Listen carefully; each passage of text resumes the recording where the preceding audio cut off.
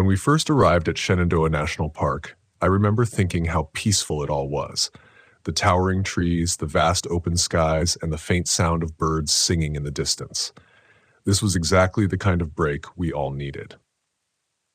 I'm Alex, the planner of the group, and I'd organized this camping trip to get away from the stress of city life. Mark, my boyfriend, sat in the passenger seat beside me, relaxed and smiling as we made our way along the winding mountain road.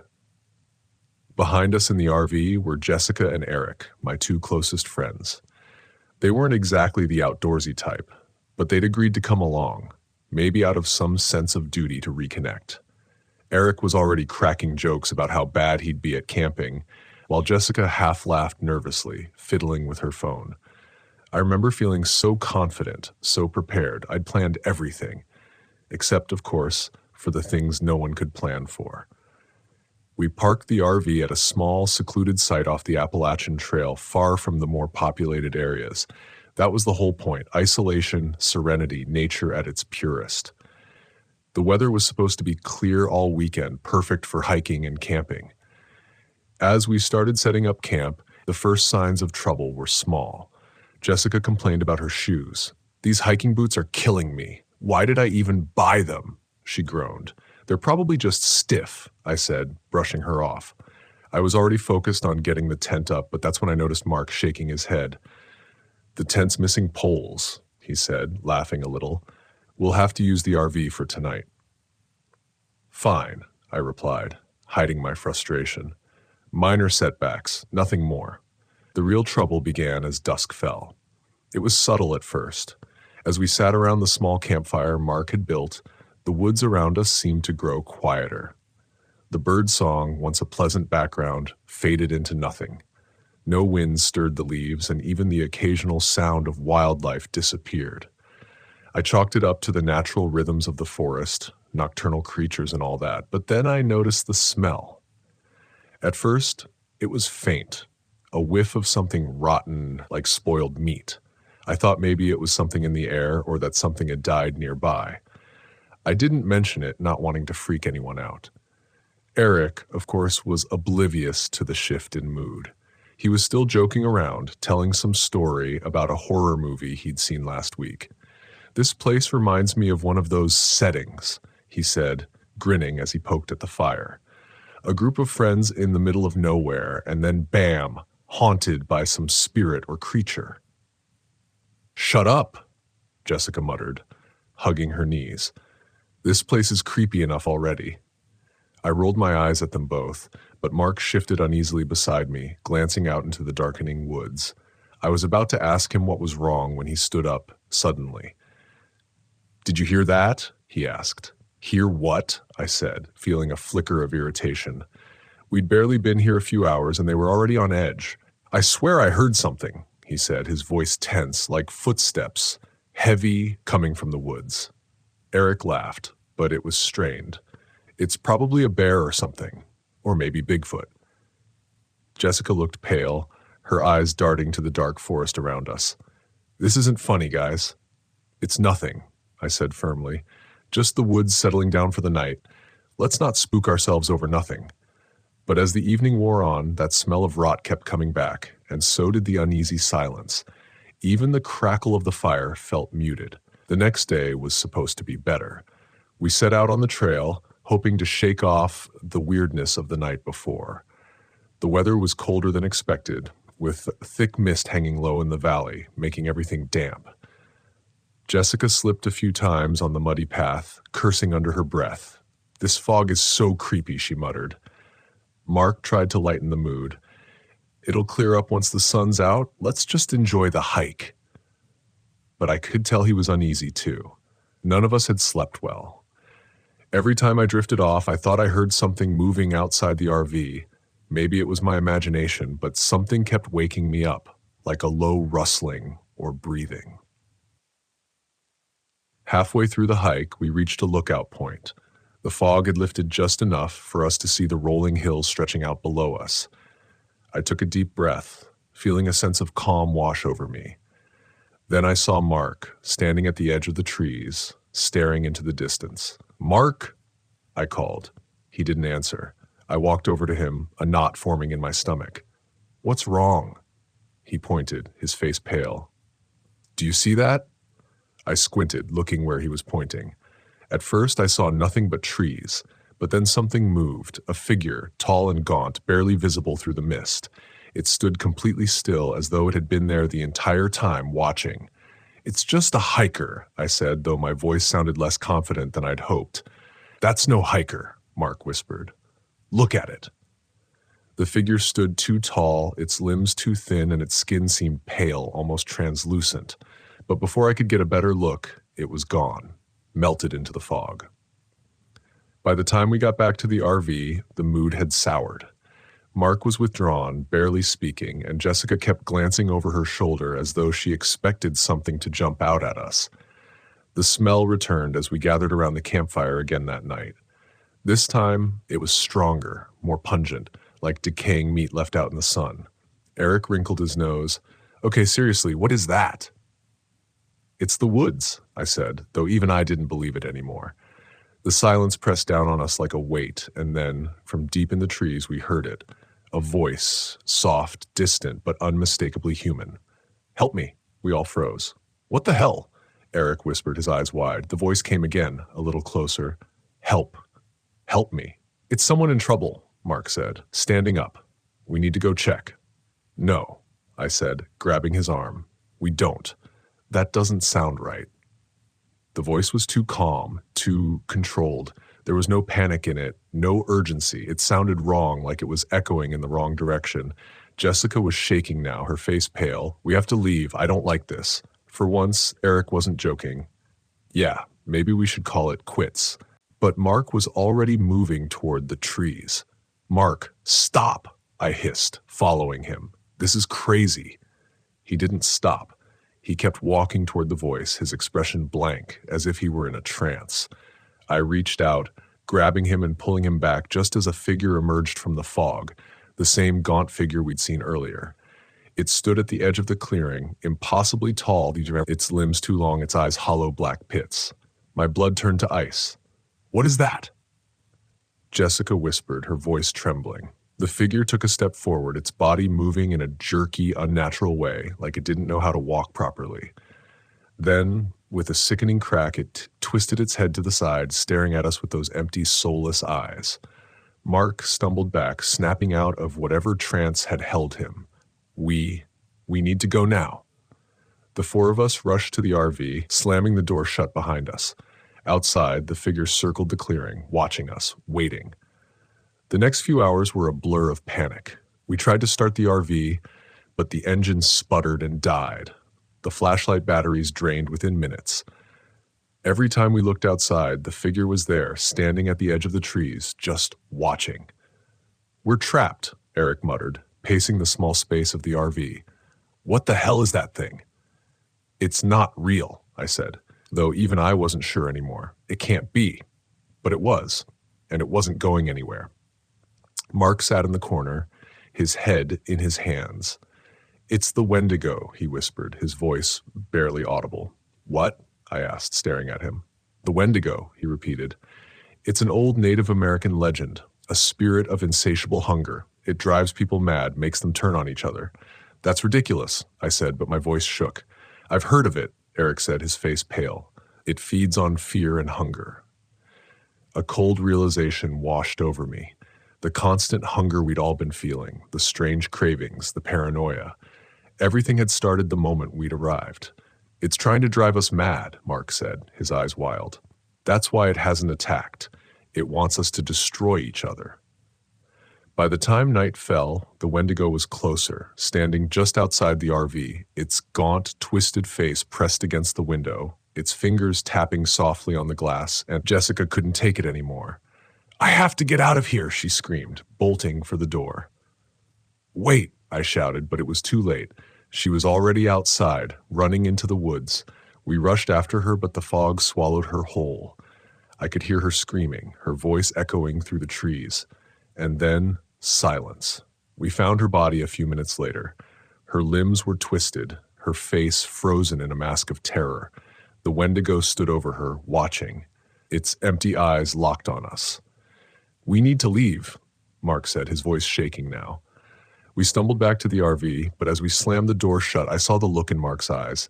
The hunger had taken hold of him. He was muttering to himself, his eyes darting toward me, then Eric. "He's not right," Eric whispered. "It's inside him."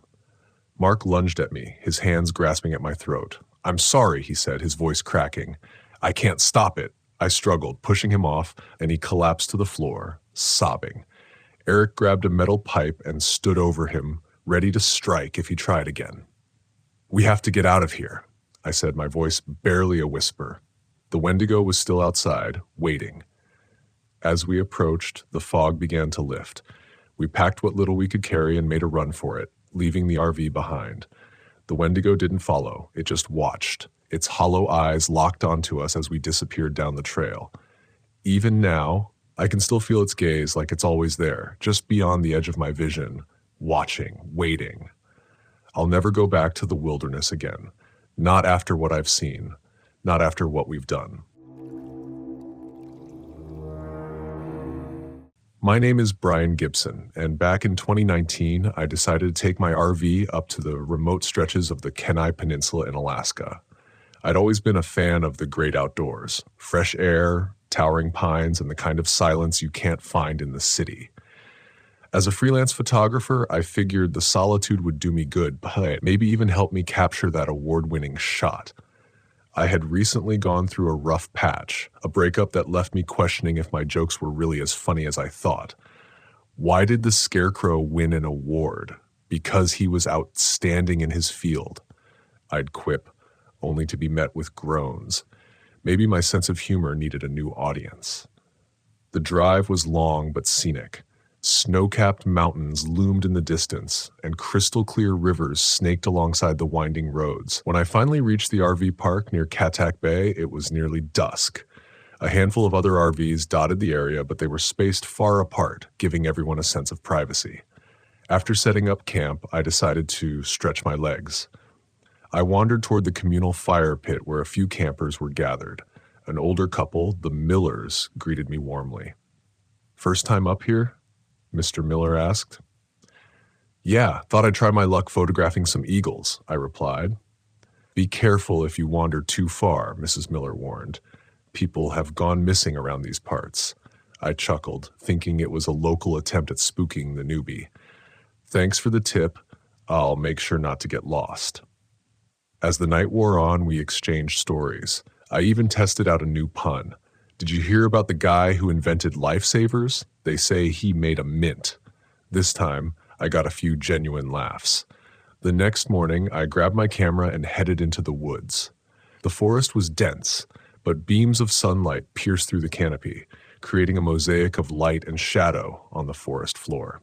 I snapped photos of anything that caught my eye: a squirrel nibbling on a nut, a formation of birds overhead, the intricate patterns of moss on a fallen log. About an hour in, I stumbled upon something that made me pause. A makeshift campsite that looked abandoned. A tent was collapsed and belongings were strewn about. Oddly, a coffee mug half filled with rainwater sat atop the log as if someone had just been there. "Hello?" I called out. No response. I felt a slight unease but brushed it off. Maybe someone left in a hurry due to an emergency. As I turned to leave, I noticed something partially buried under leaves, a small notebook.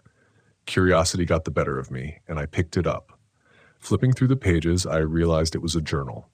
The last entry read, "I think I'm being followed. Footsteps outside my tent last night. Must be the wind, but it feels off." A chill ran through me, not the metaphorical kind, but an actual cold breeze that seemed out of place on this mild day. I decided it was time to head back. On my way, I couldn't shake the feeling of being watched. Every rustle in the bushes had me on edge. Maybe the trees have eyes, I joked to myself, trying to lighten the mood. Or maybe I've watched too many horror movies. When I returned to the RV park, I noticed that the RV next to mine, a vintage Airstream, had its door wide open. I hadn't seen anyone come or go since I arrived. Approaching cautiously, I called out, "Anyone home?" Silence. Inside, the place was a mess. Dishes were broken on the floor and the cushions were slashed. It didn't look ransacked, it looked frenzied, like someone left in a hurry or didn't leave at all. I backed out and went straight to the park's main office. The manager, a gruff man named Dale, looked up from his magazine as I entered. "Something wrong?" he asked.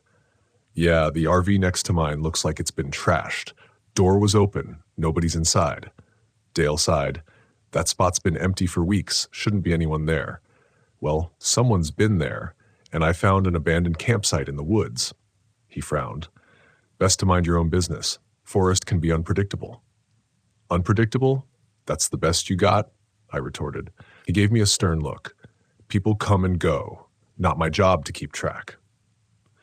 Frustrated, I left the office. Maybe I was overreacting, but something didn't sit right. I decided to do a little digging. I headed to a local diner, figuring small-town gossip might shed some light. Over a cup of coffee and a slice of pie, I struck up a conversation with the waitress, a friendly woman named Karen. "Has anyone gone missing around here lately?" I asked casually. She hesitated before answering. "Why do you ask?" I told her about the campsite and the RV. She lowered her voice. "There have been rumors. Hikers not returning, campers disappearing. The authorities chalk it up to getting lost, but locals think there's more to it." "Like what?" She glanced around before leaning in. "Some say there's a man living deep in the woods. Calls himself the Huntsman. They say he doesn't take kindly to outsiders." I raised an eyebrow. "Sounds like a bad fairy tale. Believe what you want, but I'd be careful if I were you." On my way back to the RV park, I mulled over what she'd said. An isolated area like this could easily harbor a recluse, but a dangerous one? It seemed far-fetched. That evening, as I reviewed the photos on my camera, I noticed something odd. In one of the shots in the background, partially obscured by trees, was a figure. Zooming in, I could make out a man standing still, watching me. He wore tattered clothing, and his face was shadowed by a hood. "Great, Brian, you've got your own personal Bigfoot," I muttered. I decided to report this to the local police. The station was small, manned by a single officer named Peterson. After showing him the photo, he shrugged. "Probably a hunter or another camper. In jeans and a hoodie. Doesn't look like typical hunting gear." He sighed. "Look, we get city folks up here all the time thinking they've seen something wild. Unless there's a crime, there's not much I can do." "People are disappearing," I pressed. "People get lost. It's a big wilderness. Now, if you'll excuse me, I have paperwork to do." Feeling dismissed, I returned to my RV. Night had fallen, and the park was eerily quiet. I locked the doors and double-checked the windows. "Maybe I should have brought that baseball bat after all," I joked weakly. Around midnight, I awoke to a faint scraping sound against the side of the RV. My heart pounded as I strained to listen. Was it an animal? The wind? Then came a whisper, barely audible. "Come out and play." I froze. This was no animal. Grabbing my phone, I dialed 911, but the call wouldn't go through. No signal. "Of course," I whispered. The scraping continued, moving toward the door. I needed a plan. Looking around, I spotted a flare gun I kept for emergencies. Not ideal, but better than nothing. Taking a deep breath, I swung the door open and fired the flare into the darkness. The sudden light illuminated a figure standing a few yards away. His face was gaunt, eyes wild, and in his hand he held a crude, blood-stained knife. Without thinking, I slammed the door shut and bolted it.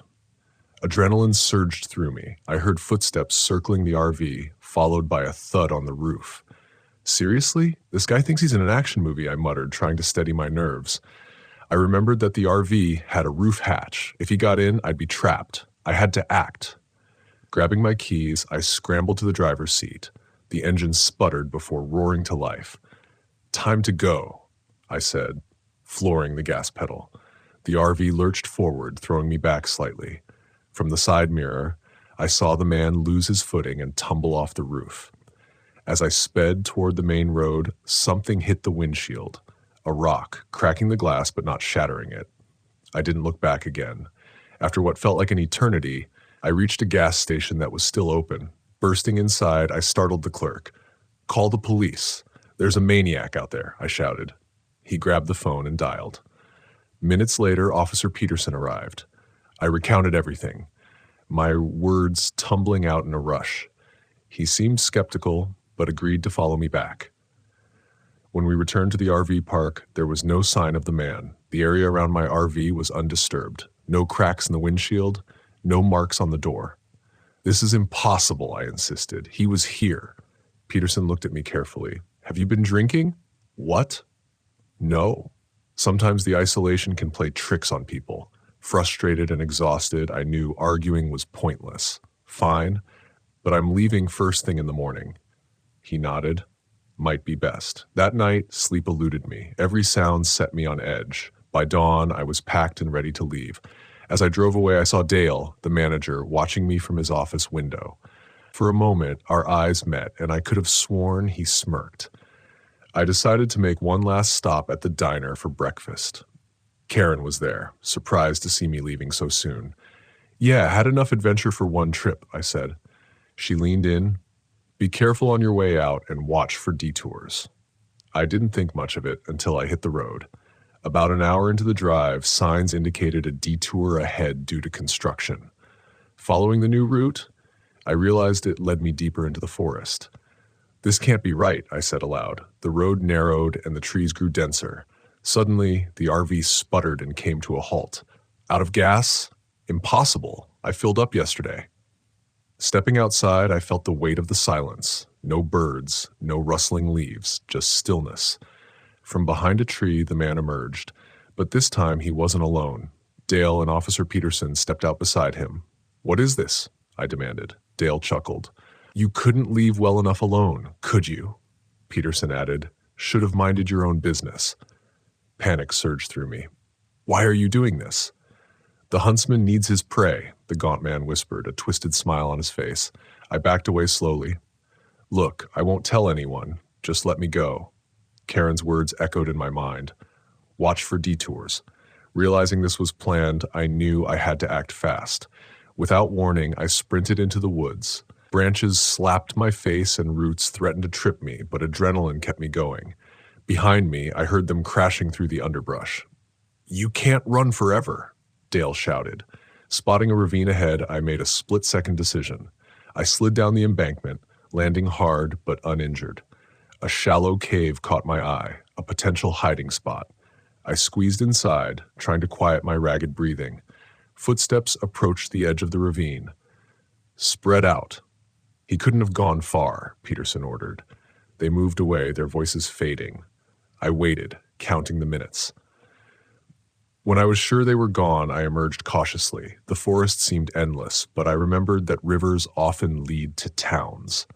Listening carefully, I detected the faint sound of running water.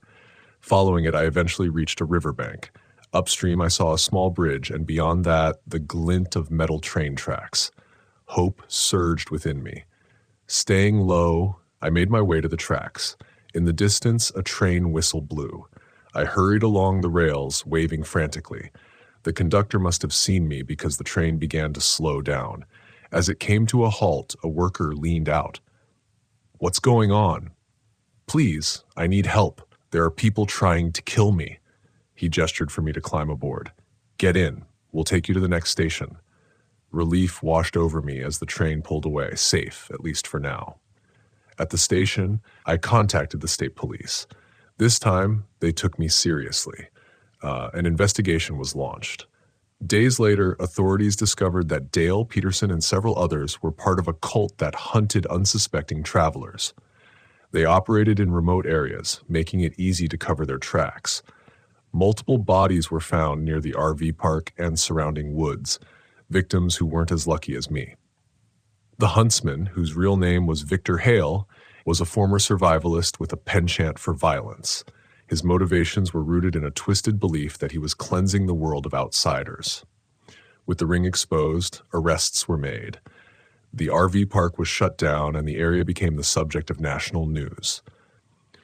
As for me, I returned home grateful to be alive. My brush with death had been too close, too real. I later learned that Karen had tipped off the authorities anonymously, providing crucial information. Her subtle warnings had been her way of helping without drawing attention. In the end, justice was served, and the victims' families got the closure they deserved. My name is Paul Miller, and back in 2015, I decided to take my RV up to Olympic National Park in Washington to escape the constant buzz of city life. As a software engineer glued to screens all day, I figured some fresh air might do me good. Funny thing is, my idea of roughing it usually involves weak Wi-Fi signals, so this was a big step for me. I arrived at the park on a Friday afternoon, the towering evergreens and misty air greeting me like an old friend I'd never met.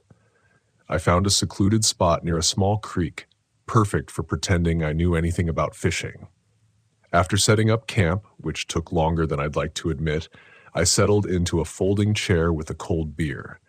The sounds of nature were a symphony compared to the car horns and sirens back home. As dusk approached, I started a campfire and roasted some hot dogs. I even attempted to tell myself ghost stories, but ended up laughing at how cliché it all felt. Look at me, living off the land, I chuckled, ignoring the fully stocked RV behind me. Just as the stars began to peek through the canopy, I heard rustling in the bushes. Probably a raccoon or a squirrel, I thought. But then I heard it again. Footsteps, deliberate and heavy. "Who's there?" I called out, trying to sound more confident than I felt. Silence. Shrugging it off, I went back to my fire, poking at the embers.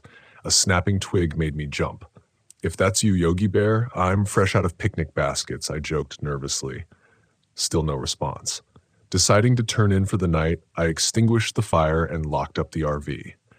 Climbing into bed, I told myself I was being ridiculous. This is what I came here for. Peace, quiet, and maybe a little solitude-induced paranoia. Around midnight, a tapping sound on the window woke me up. Tap! Tap! I sat up, my heart pounding. "Probably a tree branch," I whispered, but as I listened, the tapping grew more persistent. Grabbing a flashlight, I crept toward the window and peered out. Nothing but darkness. Then, out of the corner of my eye, I saw movement near the tree line, a shadow slipping between the trunks. I swallowed hard. "Okay, Paul, it's just your mind playing tricks." The next morning, the sunlight made everything seem foolishly safe again. I decided to go for a hike, thinking some exercise might help shake off the jitters from the night before.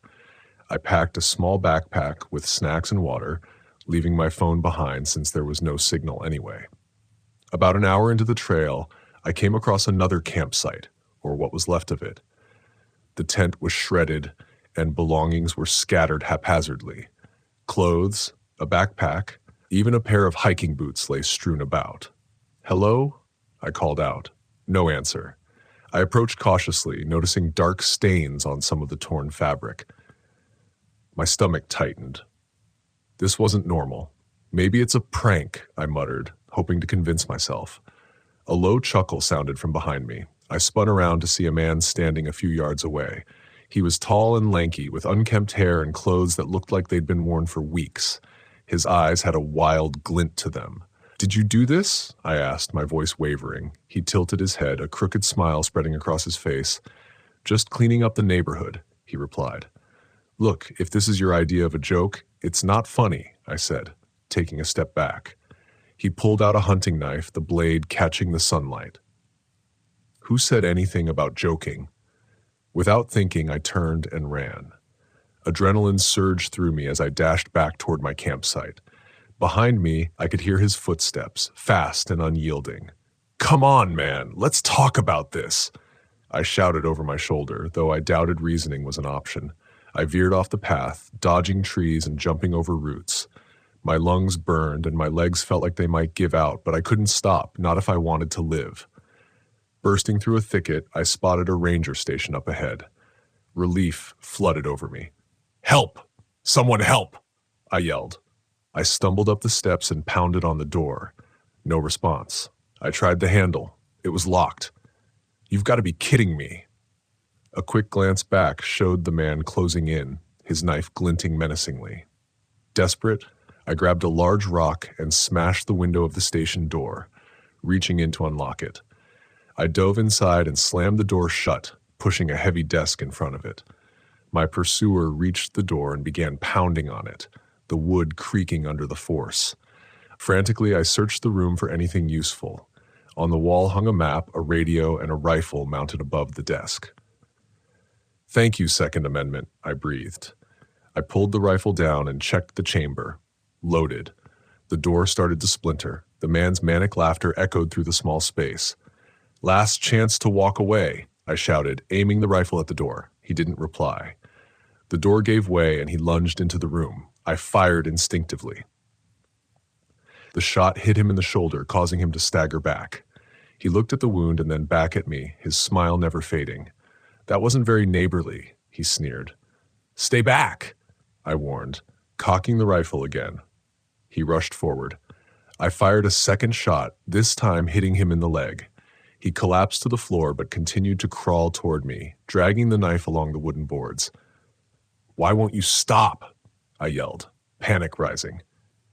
He chuckled. "Because this is the most fun I've had in years."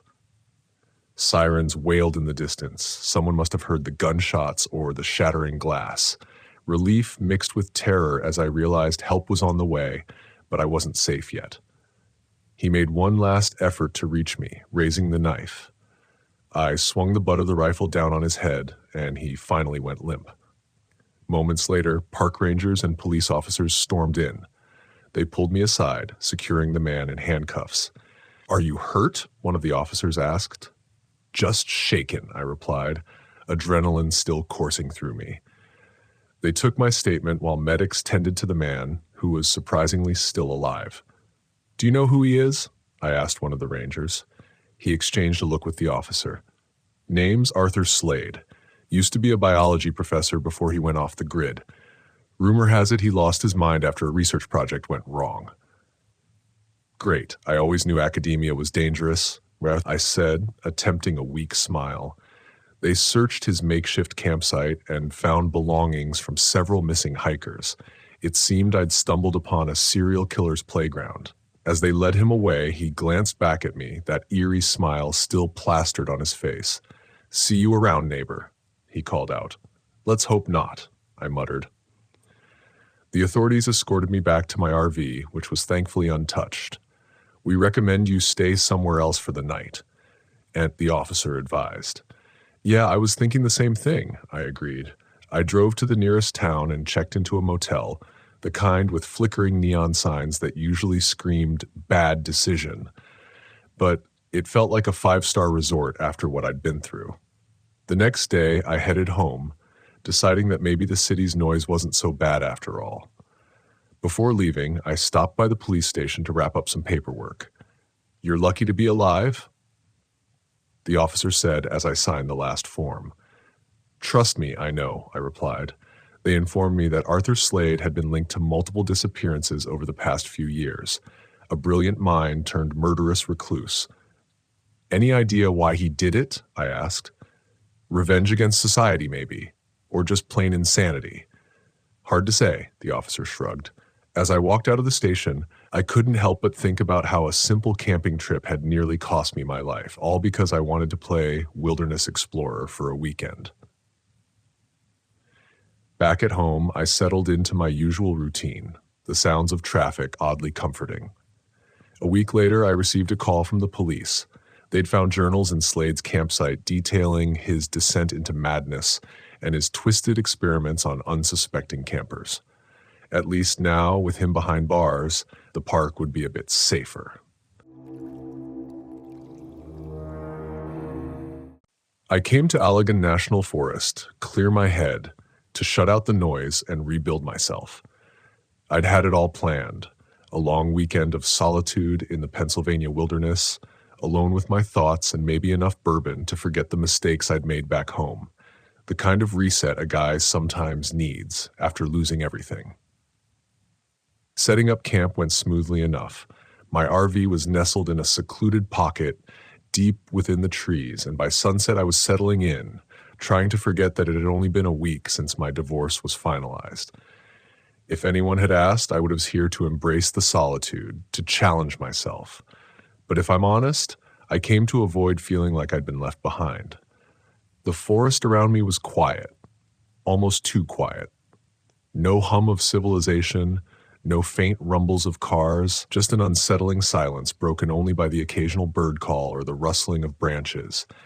But I told myself that's what I wanted. Peace. On the first day, I spent hours hiking through the old-growth trails, letting the stillness absorb my thoughts. I met only one person, a guy named Randy, who I ran into as I turned a corner on a narrow trail. He looked about my age, tall with a scruffy beard and a wide grin that said he was more than happy to have company.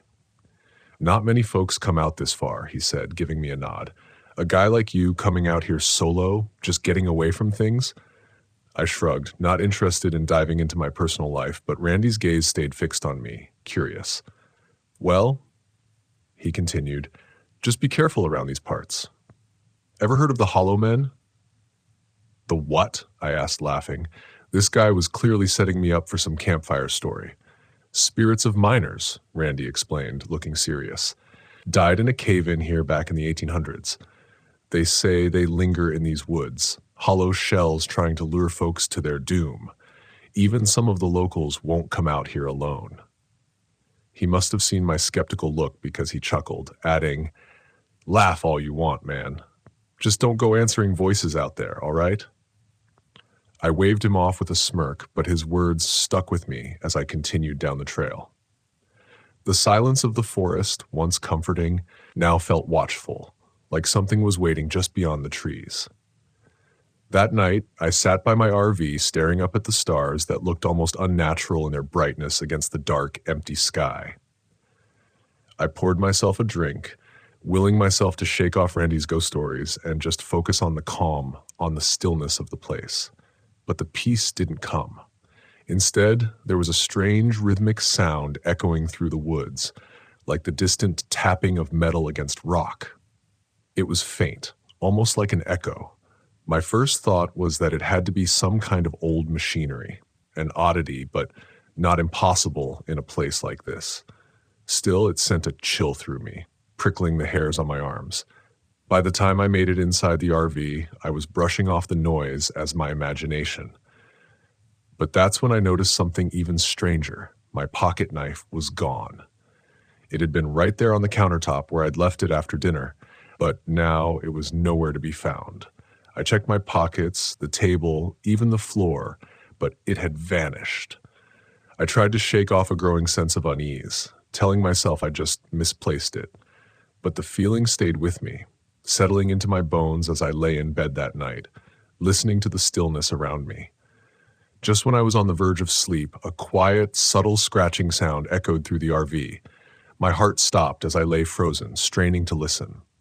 Nothing. It was only the wind, I told myself. But that night, my dreams were filled with shadows shifting in the trees, voices whispering my name. The next day was more of the same. I explored deeper into the forest, and the unsettling feeling only grew stronger. I started hearing faint whispers just outside my line of sight, always when I was least expecting it.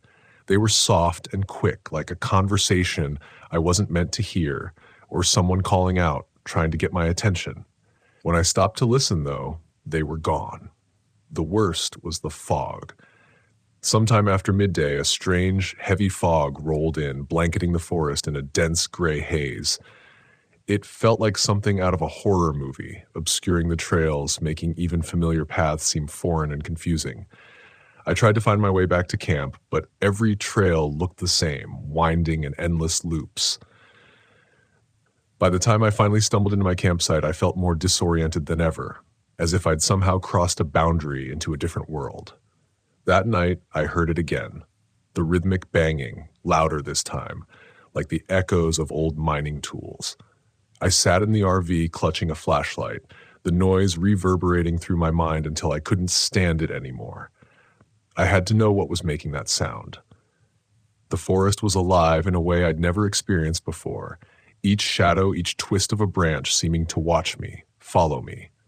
The sound led me deeper into the woods, my flashlight beam barely cutting through the thick fog that seemed to grow denser with every step.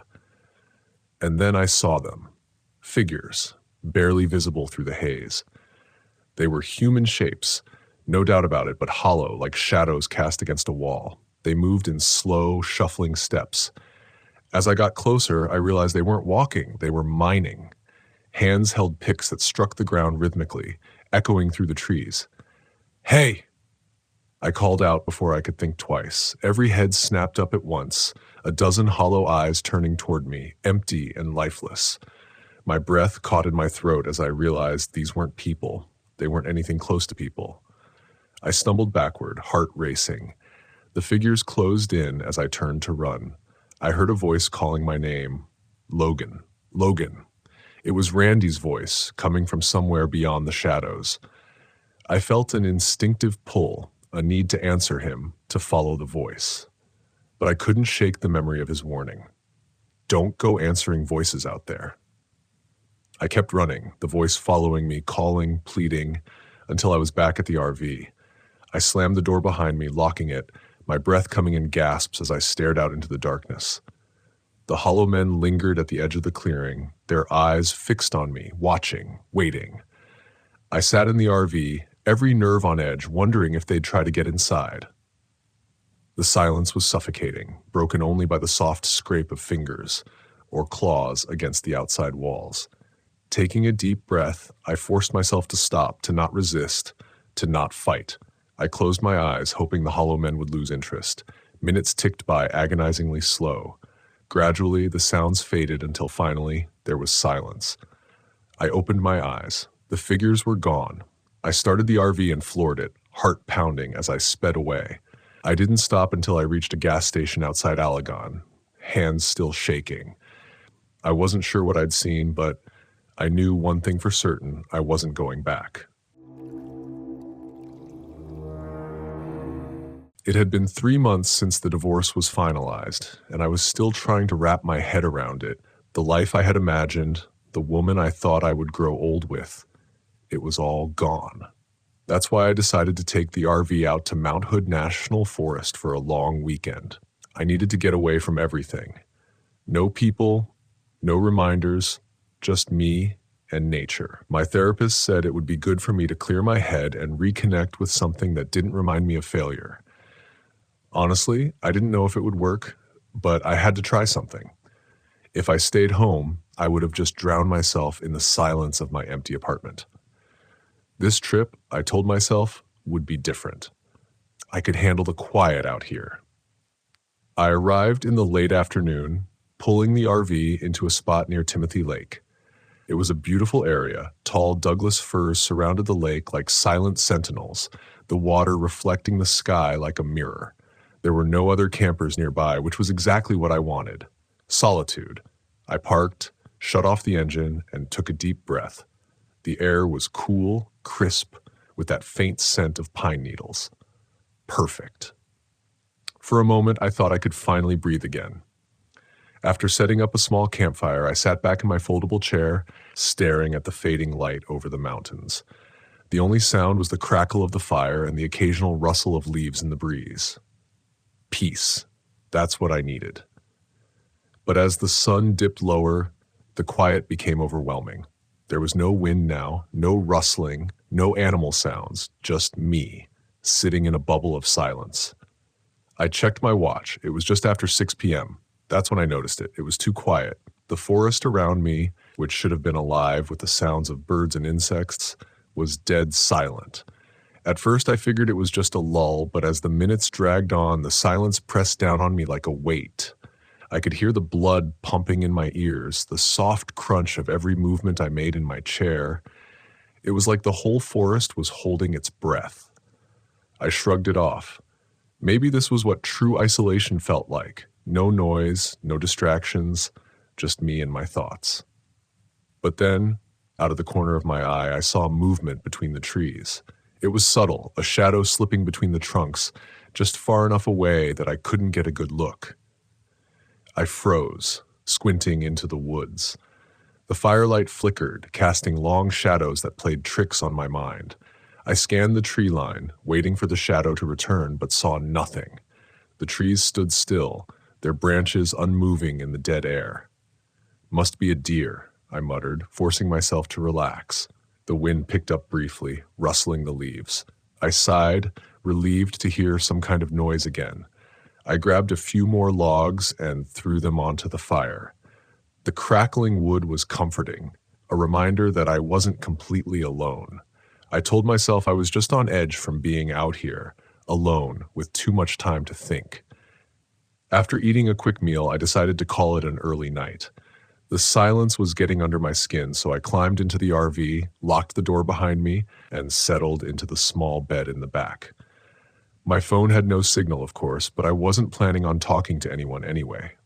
I lay there, staring at the ceiling, trying to let my mind go blank, but the silence didn't let me rest. The RV was soundproofed, but even then I felt like something was missing. No crickets, no owls, nothing, just the absence of sound. I felt trapped inside my own head. Every little shift of the mattress or rustle of my blanket amplified in the quiet. Eventually, I drifted off. Sometime in the middle of the night, I woke up with a start. I wasn't sure why at first. There hadn't been any loud noises or nightmares, just silence, but something was wrong. My skin prickled with unease. I sat up, rubbing my eyes, and glanced around the RV. The windows were fogged up and the air felt heavier, somehow oppressive. I heard something outside. No, that wasn't right. I heard nothing outside. I swung my legs out of bed and stood, listening closely. It was the strangest sensation, like my own breathing was distant, muffled, as though I wasn't entirely in my own body. I moved toward the window and wiped away some of the condensation with my sleeve, peering into the blackness beyond the RV. For a long time, I saw nothing, just trees and shadows, and then movement. This time, I was sure. A figure stood at the edge of the clearing, just barely visible in the moonlight, tall, unnaturally still, like it was waiting for something. My heart leapt into my throat as I strained to see more clearly. It didn't move, just stood there, watching. "Hello?" I called, my voice shaky. The figure didn't respond. I backed away from the window, heart pounding, my mind racing. Was it another camper? Some kind of ranger? No, there was no way anyone would be out here this late without a sound. I checked the door. It was still locked. Good. But I felt exposed, vulnerable, knowing that whatever was out there was watching me. I grabbed the flashlight and shined it out the window, sweeping the beam across the clearing. The figure was gone, just like that, vanished, as if it had never been there. The next morning, the forest was still eerily quiet. No birds, no animals, just the constant oppressive silence.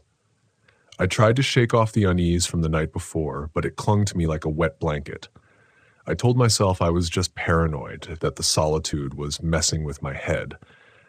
But something about the way the air felt today, something was off. I decided to take a short hike to clear my mind, hoping that getting out of the RV would make me feel better. But as I ventured down the trail, that feeling of being watched grew stronger. Every few minutes I'd glance over my shoulder, expecting to see someone or something behind me, but the trail was empty. That's when I saw it again. A figure, this time in the distance, standing between the trees just off the trail. It was the same one from last night, tall, gaunt, and still. My heart hammered in my chest as I squinted, trying to make out more details. But before I could move, it slipped behind the trees and disappeared. I ran toward the spot where I'd seen it, my boots pounding against the damp earth. When I reached the trees, there was nothing. No footprints, no broken branches, nothing to show that anyone had been there at all. I stood there, catching my breath, feeling the silence pressing down on me like a vice. That's when I noticed something strange. The forest around me was completely still. Even my footsteps had stopped making noise. I stopped my boot on the ground, but I heard nothing, not even the crunch of leaves beneath my feet. Panic surged through me. I clapped my hands together. Nothing. No sound. My breathing was shallow, frantic, but it was like I was listening to it from far away. The world had gone completely, impossibly silent. And then I saw them, not just one figure, but several, moving between the trees. Their bodies blended with the shadows. They were everywhere, circling me in complete silence. My heart raced, but I couldn't hear it. I couldn't hear anything. I ran. I didn't know where I was going, just that I needed to get away. My legs felt heavy, every step muted, like I was running underwater. The forest shifted around me, the trail disappearing into the thick fog that had rolled in, disorienting me further. Somehow, I made it back to the RV. I slammed the door shut, locking it, my breath coming in ragged gasps, but still no sound. I grabbed my phone, hoping to call for help, but it was useless. The screen flickered, the GPS spinning in circles. I was trapped. For the next few hours, I stayed inside the RV, pacing back and forth, trying to calm myself down, but the silence never lifted. I couldn't even hear my own thoughts anymore, just the crushing weight of nothingness. And then, as the light began to fade, I saw them again, the silent ones. They were standing in a circle around the RV, their faces blank, their eyes hollow. There were no features, no mouths, just smooth skin where their faces should have been. They stood perfectly still, watching me through the windows, their bodies unnervingly thin and elongated. I banged on the window screaming, but of course no sound came. They didn't flinch, didn't move. They just stared, waiting. Desperation clawed at me. I couldn't stay here. I needed to leave. But the RV wouldn't start. Every time I tried, the engine sputtered and died, as if something was draining the life out of it. I grabbed a flashlight and opened the door, stepping outside. The silent ones didn't move, didn't react. But as I walked toward them, the air grew colder, the silence even more oppressive. My footsteps made no sound, my breathing was barely there. I felt a hand on my shoulder and spun around, expecting to see one of them behind me, but there was nothing. Just the fog swirling around me and the figures waiting in the distance. In that moment, I realized what they wanted. They weren't going to kill me. No, that would be too simple. They wanted me to join them, to become one of them. The silence wasn't just the absence of sound. It was a part of them, and it was seeping into me, stealing my voice, my thoughts, my very sense of self. And if I stayed here much longer, I knew I would lose everything. I don't remember how I made it out. The next thing I knew, I was driving far away from the campsite, from the silent ones. The sound of the engine, the tires on the road, it was all faint, like I was still caught in their grip. But at least there was something, a reminder that I hadn't completely disappeared into that silence. It's been weeks since I got back, but I can still feel it. The quiet follows me, lingers in the corners of my apartment. Sometimes, when I'm lying in bed at night, I can feel their eyes on me, watching, waiting. And I know that one day they'll come for me again. This time, I won't be able to run. My name is Gary Ellis, and in 2018, I took my RV out to the remote stretches of the Yukon Territory in Canada. Being cooped up in an office for years had me yearning for some real adventure and fresh air. I figured a solo trip into the wilderness would be just the ticket to reset my mind. I had always been an outdoor enthusiast, but life's responsibilities kept pushing my plans further down the line. Finally, I decided enough was enough. I packed up my gear, loaded the RV, and set off for Kluane National Park. The idea of vast landscapes and untouched nature was too alluring to resist. The drive up was uneventful, filled with the usual mix of truckers and fellow travelers. I made a stop in a small town called Haines Junction to stock up on supplies. The locals were friendly, but gave me that look, the one that says, "You're not from around here, are you?" One old-timer at the general store chuckled when I told him where I was headed. "Watch out for the gold," he said with a grin. "Gold?" I replied, raising an eyebrow. "Folks around here get crazy when it comes to gold," he added before shuffling away. I shrugged it off, assuming it was just local humor that went over my city slicker head. With my RV loaded, I continued toward the park. The scenery became more breathtaking with each mile, the kind of beauty that makes you forget about ales and deadlines. I found a secluded spot near a crystal-clear lake surrounded by towering mountains. Setting up camp, I felt a sense of peace wash over me. I spent the day hiking and snapping photos, marveling at how untouched everything felt. That evening, I built a small fire and settled in with a book. The silence was profound, only broken by the occasional rustling of leaves or distant animal calls. As night fell, the temperature dropped significantly. I retreated into the RV, thankful for the small heater I had installed. Just as I was about to drift off, I heard a faint noise outside, like metal clinking. Probably just settling sounds, I told myself. But then it happened again, louder this time. Curiosity got the better of me. I grabbed a flashlight and stepped outside. The cold air hit me instantly, and I could see my breath forming small clouds. Scanning the area, I saw nothing unusual. The RV stood alone under the starlit sky, and the forest edge was shrouded in darkness. Must be hearing things, I muttered, turning to go back inside. That's when I noticed footprints near the back of the RV, fresh ones that weren't mine. They led toward the woods and disappeared among the trees. A chill ran down my spine, and not just from the cold. I decided it was best to lock up and stay inside for the night. The next morning, sunlight filtered through the windows, and the uneasy feeling from the night before seemed almost silly. I convinced myself it was probably a hunter or another camper passing by. After breakfast, I decided to explore a nearby trail that promised stunning views. About an hour into the hike, I stumbled upon something that made me stop in my tracks. A rusty pickaxe leaning against a tree with a worn leather bag beside it.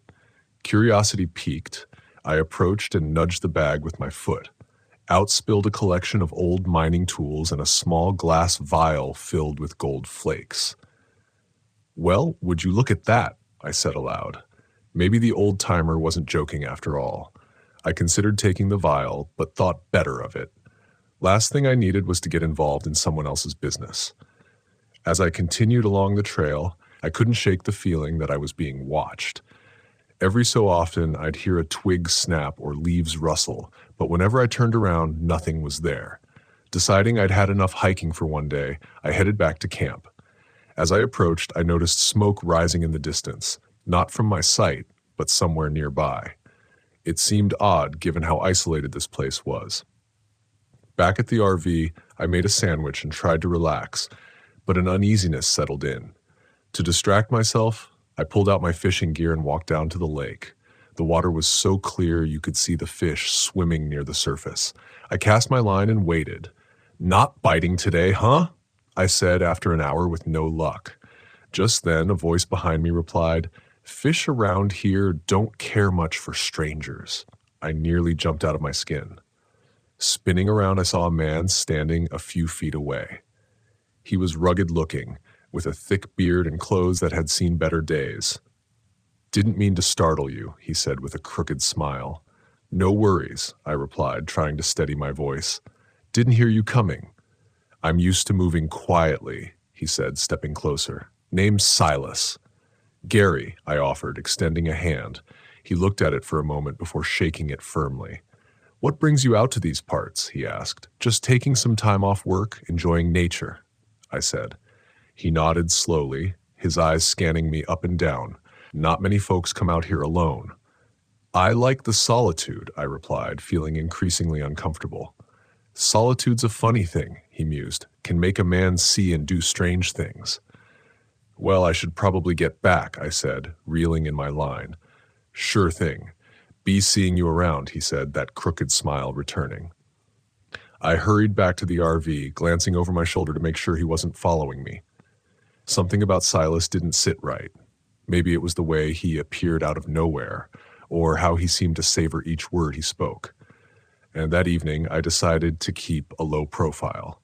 I locked all the doors and windows, drew the shades, and kept the lights dimmed. As the hours passed, I started to feel a bit silly. Maybe I was overreacting. Around midnight, just as I was about to call it a night, I heard footsteps circling the RV. My heart pounded in my chest.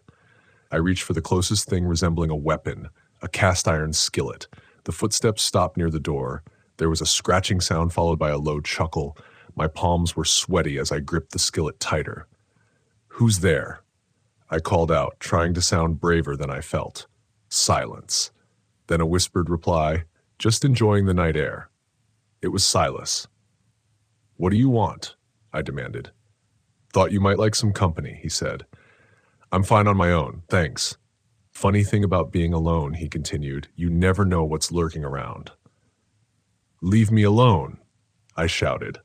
The doorknob rattled as he tried to open it. Now that's not very hospitable. I backed away, my mind racing. The keys were in the ignition. I could start the RV and get out of here. But what if he tried to block me? I had to think fast. Suddenly, a loud thud came from the roof, followed by the sound of footsteps overhead. My eyes darted upward. How many of them were there? Desperate, I dashed to the driver's seat, tossing the skillet aside. I turned the key and the engine roared to life. Without wasting a second, I slammed it into gear and hit the gas. The RV lurched forward, knocking whoever was on the roof off balance. In the rearview mirror, I saw Silas stumbling to his feet, a look of rage contorting his face. The narrow dirt road was treacherous in the dark, but adrenaline fueled my focus. Branches scraped against the sides as I sped down the path. After what felt like an eternity, I reached the main road. Breathing a sigh of relief, I slowed down, but then headlights appeared in the distance behind me. 2 motorcycles gaining fast. Panic surged anew. Seriously, what is this, a horror movie? I muttered, trying to inject some humor into a dire situation. I floored the accelerator, but the RV wasn't built for speed. The motorcycles closed the gap quickly. One pulled up alongside me, and I caught a glimpse of the rider. Another rugged-looking man, his face partially covered by a bandana. He swung something heavy against the side window, a metal chain. The glass cracked but didn't shatter. Not today, I shouted, swerving the RV toward him. He veered off, losing control and skidding into the brush. The second rider was more persistent. He pulled ahead and tried to block the road. I had no choice. Clenching my jaw, I gripped the wheel and rammed the RV into his bike. He tumbled away as I sped past. Heart pounding, I kept driving until the sun began to rise. I reached a larger town and pulled into a gas station. Shaking from the ordeal, I stumbled inside and told the clerk to call the police. Within minutes, officers arrived. I recounted everything. The encounters with Silas, the attack, the chase. They exchanged glances.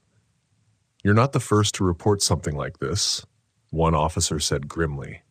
"Excuse me? There's a group operating in these parts," he continued.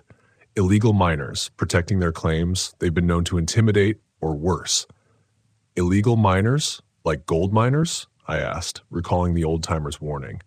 "Exactly. They don't take kindly to outsiders stumbling upon their operations," he said. They took my statement and assured me they'd investigate. Exhausted, I decided to find a motel and get some rest. Later that day, curiosity got the better of me. Using my laptop, I dived into local news and forums. Stories surfaced about missing hikers, unexplained disappearances, and rumors of a shadowy group guarding hidden mines. One article mentioned a man named Silas Harper, a former geologist turned illegal miner, suspected in multiple disappearances but never charged due to lack of evidence. "Great, I had a run-in with a psycho prospector," I muttered. I informed the police about what I found, hoping it would help their investigation. A few days later, I prepared to head home. As I was fueling up, I overheard 2 men talking. "Another camper went missing up near Kluon," one said. "Must have crossed paths with Silas and his crew," the other replied. I felt a knot tighten in my stomach. It wasn't over, for others out there. Driving away, I couldn't shake the thought of those still venturing into the wilderness, unaware of the dangers lurking. Not from nature, but from those guarding their secrets with deadly resolve. Silas Harper, a man driven by greed, willing to do anything to protect his hidden gold mines, no matter the cost.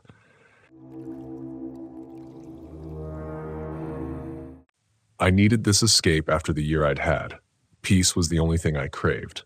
My ex-wife had taken the house, my boss had taken my sanity, and I was left holding nothing but a bag of resentment and a camera. So here I was, finally alone in Black Rock Canyon, Joshua Tree's hauntingly beautiful desert. They said these nights were the darkest in the country, perfect for the long exposure shots I needed for my portfolio, but also, hopefully, for some much-needed clarity. The sky was ink black, spattered with a smattering of stars, and my RV felt like a fragile shell in this immense desert, which stretched out infinitely on all sides. I set up my tripod, thinking how strange it was to have so much space and yet feel the weight of something closing in, pressing down on me from every angle. I framed the shot, the rock formations jagged against the horizon like bones clawing up from beneath the desert. Just as I clicked the shutter, something caught my eye. Something odd up on a nearby ridge. A pile of stones stacked in a rough tower stood silhouetted against the fading light. I squinted, unease prickling the back of my neck. It wasn't a cairn, at least not like the ones I'd seen before. These rocks were stacked too high and too precisely, almost ritualistic in their placement, and yet I'd seen no one here, not a soul for miles. I shook it off and went back to shooting. The night, with all its dark expansiveness, was settling in, and I was ready to forget everything. That's when I heard it, a low humming sound reverberating through the thin air. It was faint, just a vibration, but I felt it in my bones. I stood still, listening, straining my ears as it grew louder, rhythmic, almost like a chant. I whipped around, expecting to find some desert animal or even another hiker, but there was nothing, just the stacked stones up on the ridge, now looming in the moonlight, their shadows long and spindly like fingers stretching down toward me. "All right," I muttered, forcing a laugh. "Maybe you're just getting a little too comfortable out here." I forced myself back into the RV, telling myself it was just the wind, a desert echo, a trick of the open space. But that hum stuck with me, burrowing into my chest like a thorn I couldn't shake. I didn't think much more of it until the middle of the night, when I was jolted awake by a noise inside the RV, a clicking, snapping sound. My heart hammered as I sat up, listening. Nothing. I climbed out of bed, checking the windows, and noticed my camera's light blinked. That's when I saw them. The pictures. They'd been taken while I was sleeping. Distorted, blurry images of me lying in bed, the RV's dim interior barely illuminated. What the? I muttered, flipping through them, my mind scrambling for an explanation. There was no way I'd taken these. The only other option was that someone had been in here while I was asleep. My pulse raced, and I checked the door, feeling a wave of relief to find it locked. I told myself the camera was just malfunctioning, a faulty shutter, maybe. But still, the hairs on my arms stood on end. In every photo just beyond the frame, there was a shadow, a faint blur, like someone was standing just out of sight. I glanced out the window, half expecting to see someone staring back at me. But there was nothing, just the desert, empty and still. Reluctantly, I climbed back into bed, but sleep was out of the question. Every creak of the RV felt amplified in the silence, and I lay awake until the first light of dawn finally broke the tension. In the harsh light of morning, my nerves felt foolish. Determined to shake the feeling, I threw on my gear and hiked up to the ridge where I'd seen the stacked stones. The desert had that strange, quiet hum again, as if it were alive and breathing. The closer I got, the more stones I saw. They were everywhere, scattered across the sand, piled high, some forming a rough circle. At the center, I found something I hadn't expected, a rusted metal plaque, half buried in the dirt, worn down but legible. I brushed the sand off, reading the words aloud, feeling the weight of each one. "Do not disturb the desert's watchful ones." I swallowed, feeling an odd chill run through me. I'd read enough stories, heard enough lore, to know that some things were better left alone. I made my way back to the RV, but that feeling of being watched clung to me. I was only a few feet from the door when I saw it, someone standing at the edge of the rocks, staring down at me. My heart skipped. I called out, "Hello?" But there was no answer. They just stood there, perfectly still, a tall figure with shadowed features. I blinked, and they were gone. That night, I set up my camera again, trying to capture the stars, hoping to drown out the unease and work. But as the hours passed, the desert seemed to close in around me, and the silence grew almost deafening. Around midnight, the humming started again. That same low drone, a chant. I shut my eyes, telling myself it was a desert sound, a trick of the wind. But when I opened my eyes, something shifted at the edge of my vision.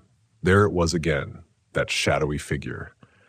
This time closer, standing just beyond the reach of my headlights. Its features were obscured but unmistakably human. I couldn't see its face, but I felt its eyes on me, cold and unblinking. "Who are you?" I shouted. But it said nothing. It just stood there, silent, watching. I felt the chill seep into my bones as the figure slowly lifted a hand, pointing toward the ridge and the circle of stones. My mind screamed at me to stay in the RV, to lock the doors and wait for morning. But something inside me pushed back, a bitter voice whispering that I was here to face my demons, even if they were made of nothing more than shadow and sand. I stepped out of the RV, heart pounding, and aimed my flashlight toward the figure. But the light revealed nothing. The figure was gone. My camera, though. My camera kept snapping on its own, capturing photo after photo.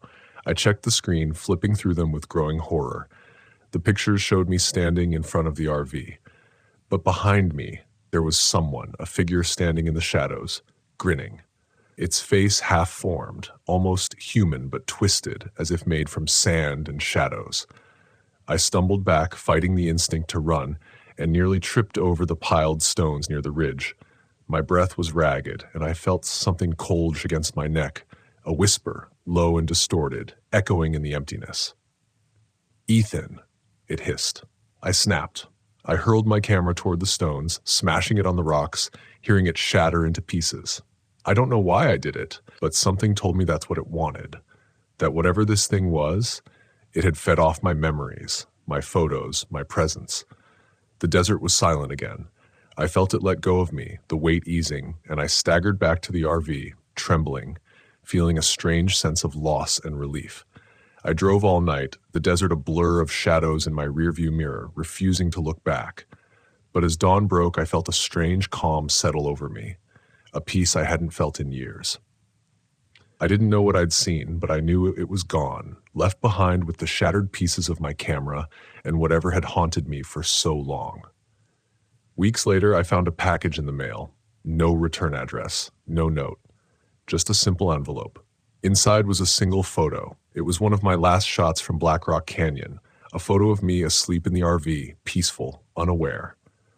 But in the corner of the image, a shadow hovered over me, its hand reaching out as if trying to pull something out of me. And there, scrawled across the back of the photo, were 5 chilling words. "You will come back someday." My name is Jonathan Martin, and back in 2018, I took my RV out to the vast stretches of the Badlands National Park in South Dakota. Being a freelance photographer with a penchant for landscapes, I thought a solo trip would do me good. Just me, my camera, and the open road. My friends often joke that I'd get lost in a walk-in closet, but I assured them GPS was my co-pilot. The drive was smooth, the kind where you lose track of time as the scenery changes from urban sprawl to open plains. I arrived at a sparsely populated campground just before dusk. The sunset painted the rugged terrain in hues of orange and purple, a perfect backdrop for my first series of shots. A fellow camper, an older man with a grizzled beard, nodded at me as I set up my tripod. "First time out here?" he asked. "Yeah, figured I'd capture some of that famous Badlands magic," I replied. "Watch yourself. This land has a way of swallowing folks," he said, a hint of a smirk on his face. I chuckled nervously, unsure if he was pulling my leg or just trying to spook the newbie. "Thanks for the heads up." Night fell, and I retreated into my RV. I cooked up a modest meal, canned chili and some toast, gourmet dining RV style. As I settled in, I heard the distant howl of coyotes. It was both eerie and comforting, a reminder that I was far from the bustle of city life. The next morning, I decided to hike a bit off the beaten path to capture the sunrise over the rock formations. With my camera bag packed and a thermos of coffee in hand, I set out. The air was crisp, and the silence was profound, except for the occasional rustle of critters in the brush. About an hour into my hike, I stumbled upon something that made me pause, a rusted-out pickup truck partially hidden behind a mound of earth. It looked like it hadn't moved in decades. Curiosity piqued. I approached it. The doors were open and the interior was gutted. Strange place to abandon a vehicle, I thought. I snapped a few photos, considering it an interesting find. As I turned to leave, I noticed footprints leading away from the truck and deeper into the wilderness. They looked fresh. Maybe the old man from the campground had come this way. Shrugging it off, I continued on my route. The landscape became more rugged and the rock formations towered over me. I was so engrossed in framing the perfect shot that I almost didn't notice the smell. A faint metallic scent that seemed out of place. It grew stronger as I moved forward, and then I saw it. At first, it didn't register what I was looking at. A mound of clothing, perhaps. But as I got closer, the reality hit me like a freight train. It was a body, partially covered with rocks and dirt. The skin was pale, and there were unmistakable signs of foul play. My stomach lurched, and I fought the urge to vomit. Panic set in. I needed to alert the authorities. I fumbled for my phone, but of course, there was no signal. I decided to head back to the RV as quickly as possible. As I turned, I heard footsteps, deliberate and heavy, crunching on the rocky ground. Didn't think anyone would come this far out, a voice drawled behind me. I spun around to see a man standing a few yards away. He was tall and gaunt, with unkempt hair and a piercing gaze. His clothes were tattered, and he held a hunting rifle casually at his side. "I was just leaving," I managed to stammer. He smiled thinly. "Sightseeing, huh? Find anything interesting?"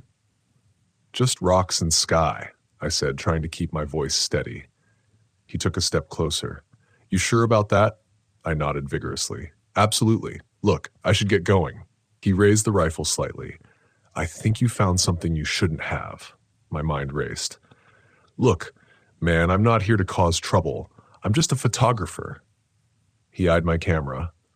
"Why don't you hand that over?" Reluctantly, I removed the camera strap from around my neck and held it out. He snatched it and tossed it to the ground, smashing it with the butt of his rifle. "Hey," I protested. He leveled the rifle at me. "You've got a long walk ahead of you. Start moving." I weighed my options. Running didn't seem wise, but neither did staying put. "Where are we going?" I asked. "Back to my place. Got some questions for you." "I really should be getting back. People will notice if I'm gone too long." He chuckled. "Out here. Doubtful." He gestured with the rifle for me to start walking. I complied, my mind scrambling for a way out. As we walked, I noticed the landscape becoming more desolate. We arrived at a makeshift campsite, an old tent, a smoldering fire, and various tools scattered about. "Sit," he ordered, pointing to a log by the fire. I sat, eyeing a hatchet half buried in a stump nearby. "What's this all about?" I asked. He paced slowly. "You see, folks come out here thinking it's all beauty and serenity. They don't realize this land has secrets." "Secrets?" I stopped and looked directly at him. "Things that need to stay buried." I swallowed hard. If this is about the body back there, I didn't see anything. I can just leave and forget all about it. He shook his head. "Can't take that risk." He moved closer, and I knew I had to act. In a split second, I lunged for the hatchet, grabbing it just as he realized what was happening. He fired the rifle, but the shot went wide. I swung the hatchet, catching him in the arm. He yelled in pain, dropping the rifle. I didn't wait. I ran as fast as I could, adrenaline pumping. Behind me, I heard him cursing and stumbling. The terrain was rough, and every step was a gamble. I could hear his footsteps gaining on me. Then, out of nowhere, the ground gave way beneath me. I tumbled down a steep embankment, landing hard at the bottom. Pain shot through my ankle. Sprained, maybe broken. I glanced up to see him peering over the edge. "Nowhere to run now," he sneered. Desperate, I looked around and spotted a narrow crevice in the rocks. I crawled into it, squeezing through just as he started descending. The space was tight, but it opened up into a small cavern. The darkness was disorienting, but I pressed on. I could hear him above, his footsteps echoing. "You can't hide forever," he called. I moved deeper into the cavern, the air growing colder. My hands brushed against something metallic, a rusted mining cart. An old tunnel, perhaps? This was my way out. I followed the tunnel, limping but determined. After what felt like hours, I saw a faint light ahead. Pushing forward, I emerged on the other side of a ridge. Relief washed over me, but I knew I wasn't safe yet. Hobbling toward what appeared to be a dirt road, I saw headlights in the distance. Summoning the last of my strength, I waved frantically. The vehicle slowed, a pickup truck driven by a middle-aged woman. "Please, I need help," I shouted. She took one look at me and unlocked the door. "What happened to you?"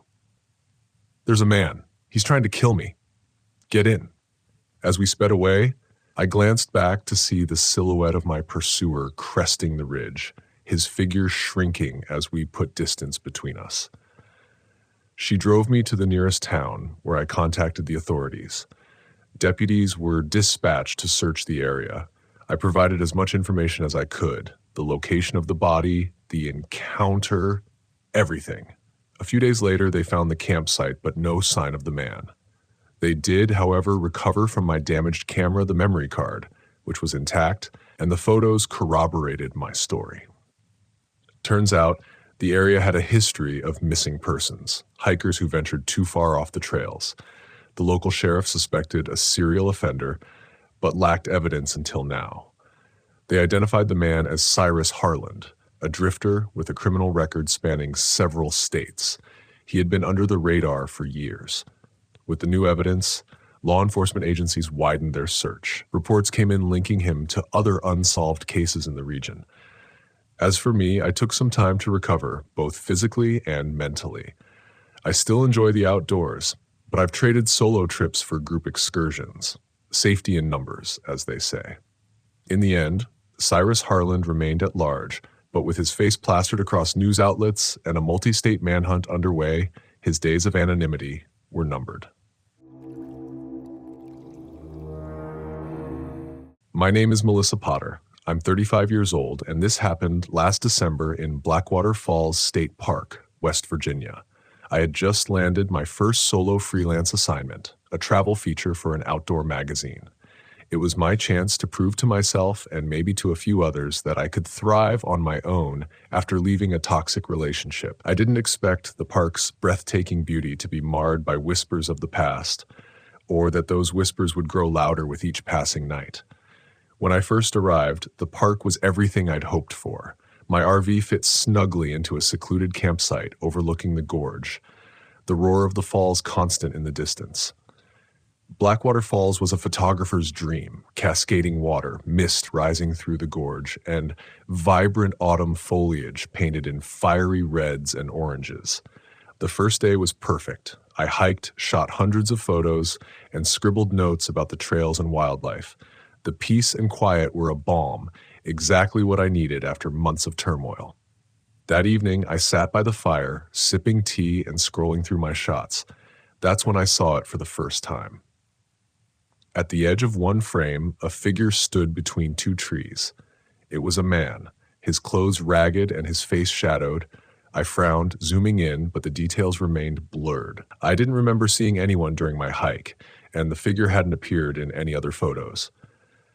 I shook it off as an optical illusion, probably a trick of light and shadow, and went to bed.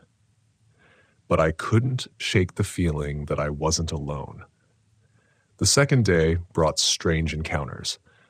I started the morning by stopping at the visitor center, hoping to get some local insight. The woman behind the counter, Maggie, was friendly but seemed to be watching me too closely. She eyed my camera gear and smiled knowingly. "Planning to photograph the falls?" she asked. "That's the idea," I replied. Maggie hesitated, her smile faltering. "Be careful around the falls, especially near dusk. The dead don't like company." I blinked, caught off guard. "Excuse me?" Before I could ask more, she turned to help another guest, leaving me with a vague unease. Later, on a trail to the falls, I ran into Gary, a park ranger. He was a tall, broad-shouldered man with a weathered face and a genial demeanor.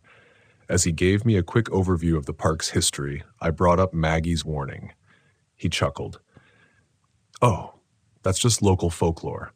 Back in the Civil War, there was a Confederate soldier who hid out in the gorge. They say he deserted his regiment and was hunted down near the falls. Some folks claim his spirit never left. But I've worked here for years and never seen a thing." I tried to laugh with him, but his words stayed with me. That evening, the first real sign of something unnatural occurred. I set up my tripod near the falls, hoping to capture the golden hour light. As I framed the shot, my breath caught. The air around me had turned frigid, my breath fogging in front of me despite the mild weather. My camera refused to focus, the lens shuddering as if something was blocking it. And then, faint but unmistakable, I heard whispers. I spun around, expecting to see other hikers, but I was alone. The whispers grew louder, overlapping and indecipherable, like a crowd speaking just out of earshot. The unease became unbearable, and I packed up in a rush, leaving the falls as the last light of day faded. That night, back at the RV, I reviewed the day's photos. Most were stunning, the falls bathed in warm golden light. But in 3 of them, the figure from the previous day appeared again. This time, he was closer, standing at the edge of the water. His face was clearer now, pale, gaunt, with dark hollows where his eyes should have been, and in the last photo, he was staring directly at the camera. I slammed my laptop shut and locked the RV door. The next morning, I debated cutting the trip short, but a part of me couldn't let it go. I'd always prided myself on being rational, and I wasn't going to let a few strange occurrences ruin my assignment. While hiking near the falls, I noticed an overgrown side trail. Curiosity tugged at me, and I followed it, ducking beneath low-hanging branches. It led to a clearing where the air felt heavier, almost oppressive. In the center of the clearing was a patch of disturbed earth, as though something had been buried there long ago. Nearby, I found an object half buried in the dirt, a weathered leather journal. The pages were brittle but legible, written in a looping, old-fashioned script. The entries told the story of a Confederate soldier who had deserted his regiment and fled into the gorge. His words were filled with fear and desperation. "The nights grow colder, and I hear them coming. I cannot outrun my fate." The last entry read, "They will find me tonight. I will not see another sunrise." I closed the journal, my hands trembling. That evening, as the sun dipped below the horizon, the oppressive feeling returned. The RV's lights flickered, and shadows danced across the walls, moving in ways that didn't match the firelight outside. And then I saw him. The soldier stood at the edge of the clearing, just beyond the firelight. He didn't move, didn't blink, but his hollow eyes locked onto mine. My chest tightened with fear as I realized he wasn't alone. Shadows emerged from the trees, darker and more twisted, their forms writhing like smoke. They whispered accusations, voices overlapping in a cacophony. "Traitor! Coward! You will not leave." Panicking, I grabbed the journal and held it up. "Is this what you want?" I shouted. The soldier's expression shifted. Sadness, perhaps gratitude, and he gestured toward the disturbed earth I'd seen earlier. I understood. Clutching the journal, I ran back to the clearing. The shadows followed, their whispers growing louder, more insistent. My hands shook as I placed the journal on the grave and whispered a quiet prayer for peace. The air around me grew still. The shadows stopped, their forms dissolving into the night. The soldier lingered for a moment longer, his hollow eyes softening before fading into the mist. By morning, the oppressive feeling had lifted. The forest seemed brighter, the air lighter, and for the first time in days, I felt safe. Before leaving, I stopped at the visitor center to return the journal. Maggie was there, her knowing smile greeting me. "You helped him, didn't you?" she asked, her voice soft. I nodded, unsure how to respond. She reached out, patting my hand. "He's free now. You did a good thing." As I drove away from Blackwater Falls, I realized the experience had changed me. I didn't have all the answers, but I no longer felt the weight of doubt and fear that had followed me into the park. Sometimes the past lingers in ways we can't explain, and sometimes all it takes to move forward is to lay it to rest. I had been staring at the sinkhole for hours. The edges of the earth had crumbled away into a perfect, jagged circle, leaving nothing but a gaping void beneath me. It was unnervingly symmetrical, as though the ground hadn't collapsed on its own, but had been carved out by something, or someone. I crouched at the edge, carefully adjusting my geological scanner. but the equipment was giving me nothing but static. The readings were all over the place. "This doesn't make sense," I muttered, tapping the scanner in frustration. I hadn't come all the way to Hollow Creek for faulty data. I took a deep breath and scanned the horizon. The thick pines loomed like sentinels around the campground, the pale light of late afternoon casting long shadows across the landscape. My RV sat parked a short distance away, looking small and vulnerable against the vast wilderness of Chugach National Forest. It was a beautiful place, no doubt. Quiet, remote, exactly what I needed to clear my head. But the silence had a weight to it, an unnatural stillness that gnawed at the edges of my mind. I was here on a solo trip, tasked with investigating the sudden appearance of several sinkholes that had been forming in the area. Geological instability was the theory, but something about the way these holes formed had raised red flags from the moment I arrived. The patterns were too precise, too deliberate. My phone buzzed, breaking the silence. It was Ethan, the local park ranger, and the closest thing to human contact I'd had in days. His voice crackled through the static as I picked up. "Hey, Megan, how's it going out there?" "Not great," I admitted. "The equipment's glitching again, and these sinkholes, I don't know. They feel weird.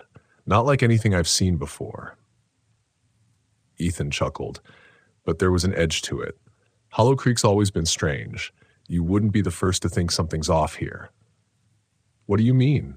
I asked, standing up and dusting off my jeans. "You ever hear the stories about this place? Locals believe the sinkholes are more than just geological shifts.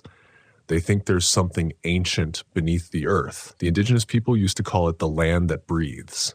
They thought the earth here was alive, that it could swallow you whole if you weren't careful." I rolled my eyes, though the words stirred an uneasy feeling deep in my gut. "Sounds like folklore to me." "Maybe," Ethan said, his tone serious now. "But I'd be careful if I were you. These woods have a way of playing tricks on you. And the sinkholes, well, they've taken people before. People who didn't listen to the warnings." I didn't respond right away, staring down into the abyss of the sinkhole in front of me. I'd studied rocks and underground formations for most of my career, but nothing had prepared me for the unnerving stillness of this place. "Thanks for the heads up," I said, trying to keep my voice light. "But I'm here to study geology, not ghosts." Ethan sighed. "Just don't go too deep, okay? Call if you need anything." I hung up and pocketed the phone, but the conversation lingered in my mind.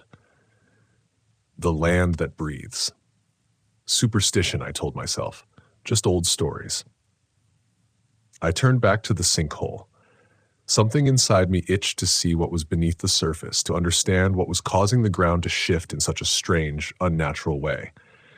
The patterns in the rocks I had been studying weren't like any natural formation I'd seen before. There were spirals, perfectly etched into the stone, as though by design, not by nature. The deeper I looked, the more I felt like I was standing on the edge of something I wasn't meant to find.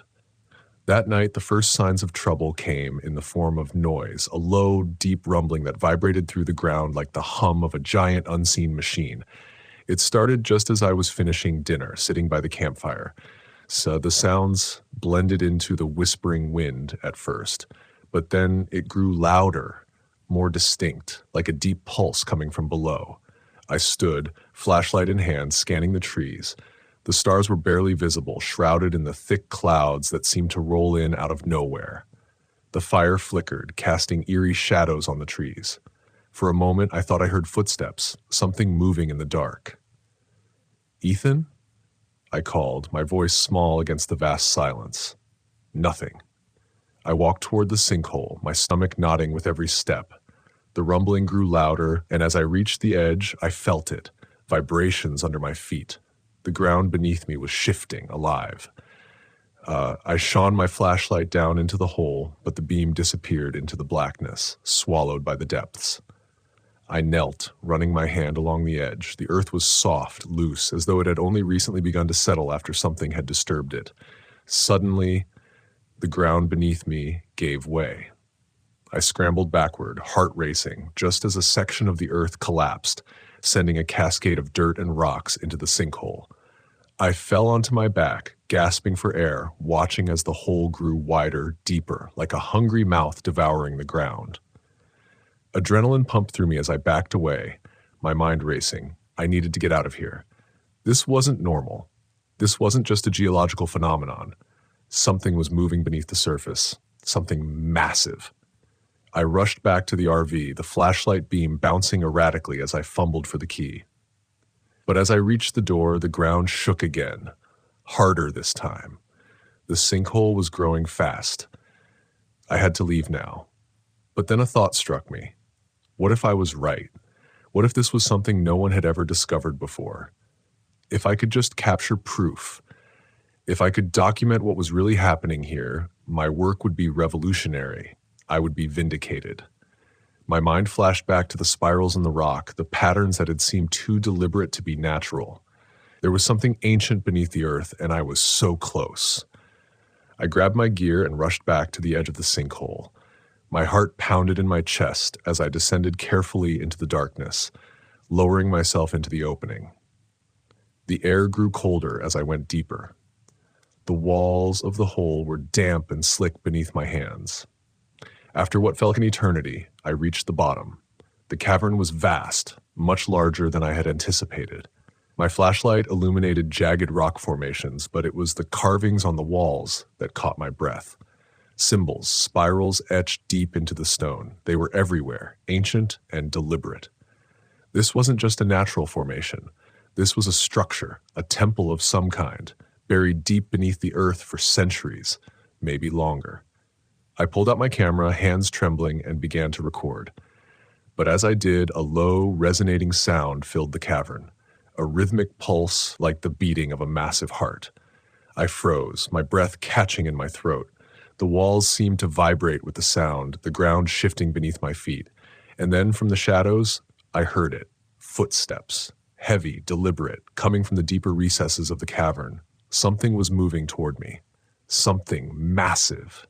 My flashlight flickered, casting erratic beams of light across the stone walls. I backed away slowly, my heart hammering in my chest. Whatever was in the darkness, it was getting closer.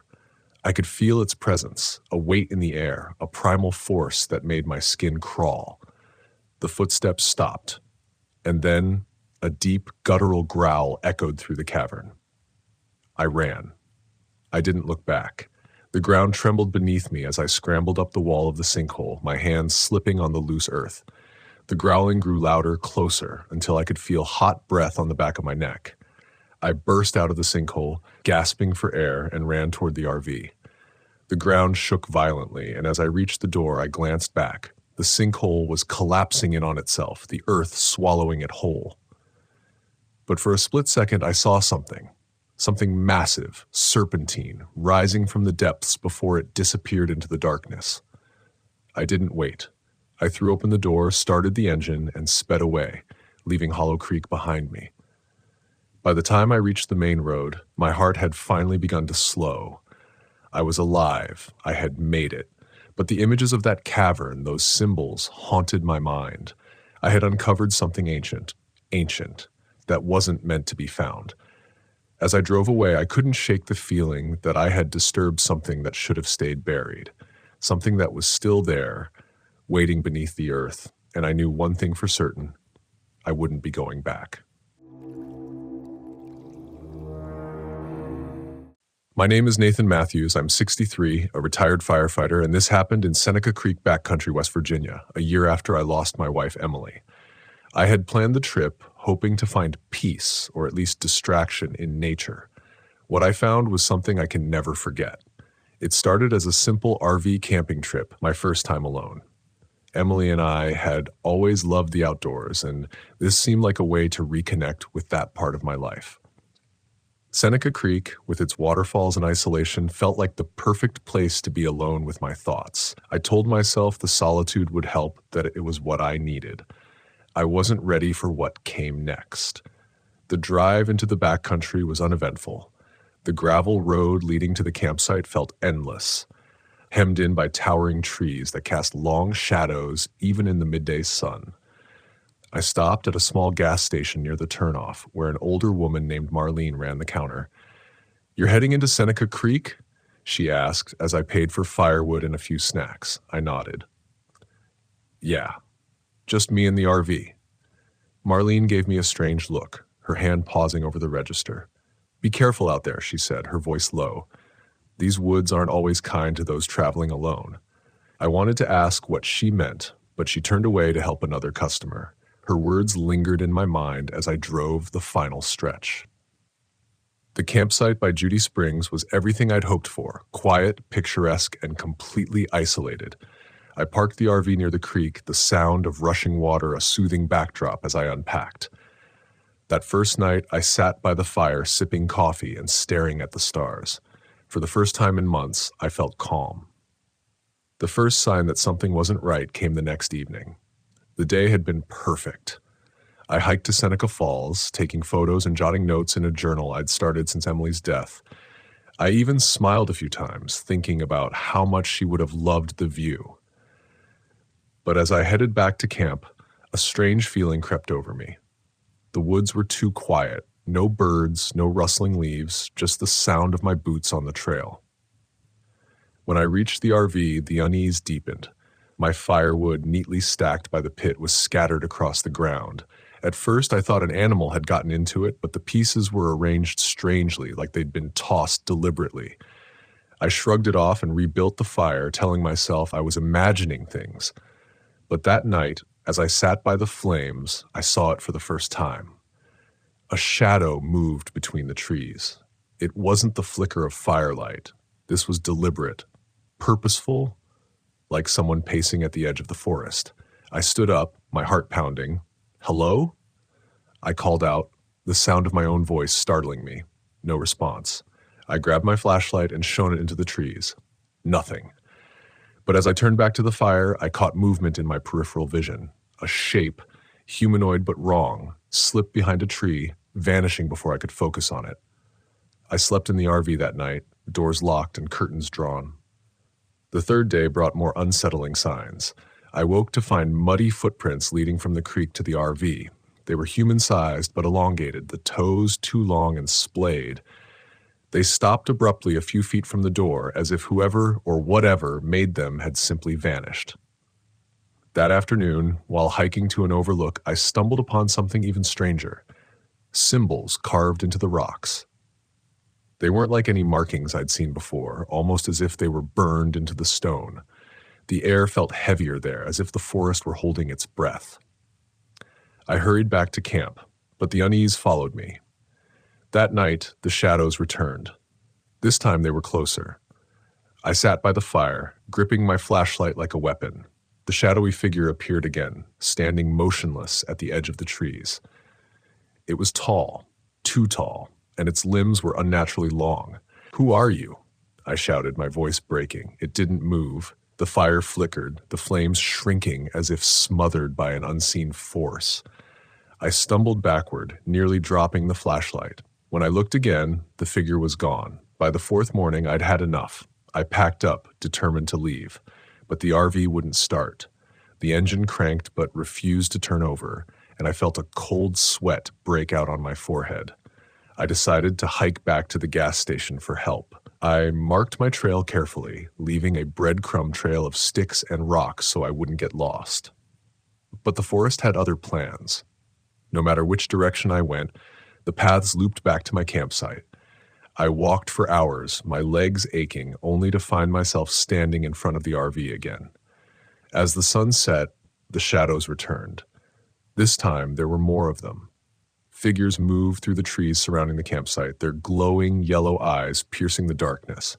I barricaded myself inside the RV, clutching a flare gun I'd brought for emergencies. The shadows circled outside, their footsteps echoing unnaturally loud against the silence. Then the radio came on. Static filled the air, crackling and distorted before a song began to play, a song I hadn't heard since Emily's funeral. It was her favorite. And hearing it now, here, made my blood run cold. Her voice followed, faint and pleading.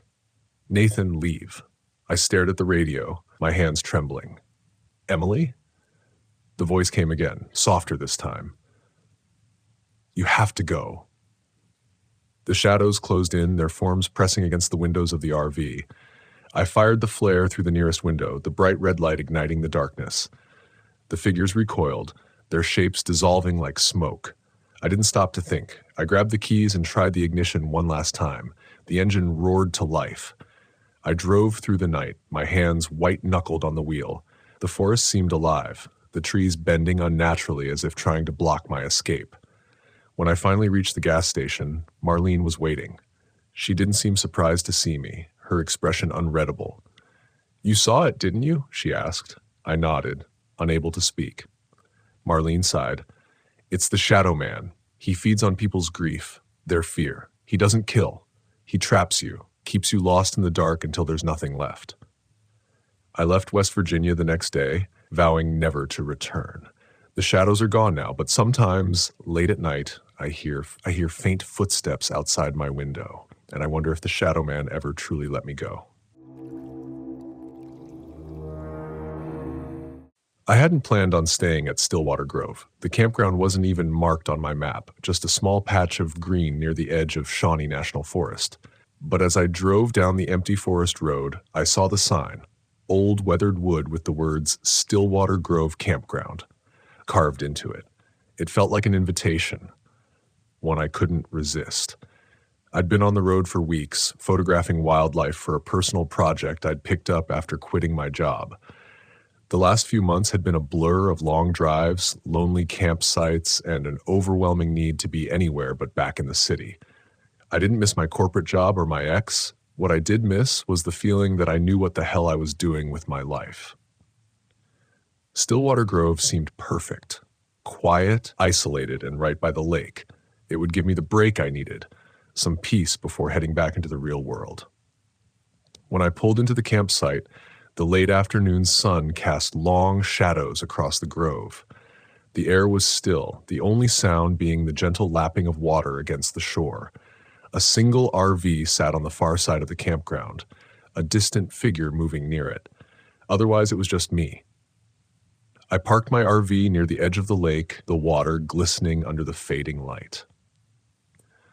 After setting up camp, I grabbed my camera and headed toward the shore, hoping to catch the sunset. As I stood there, framing the perfect shot, a voice startled me. "Beautiful, isn't it?" I turned to see a woman standing a few feet away, her face half in shadow. She had an otherworldly kind of beauty. Pale skin, long dark hair, and eyes that seemed to take in everything. "Yeah," I replied, lowering my camera. "It's peaceful." She smiled. "It always is here." "I'm Ellie, by the way."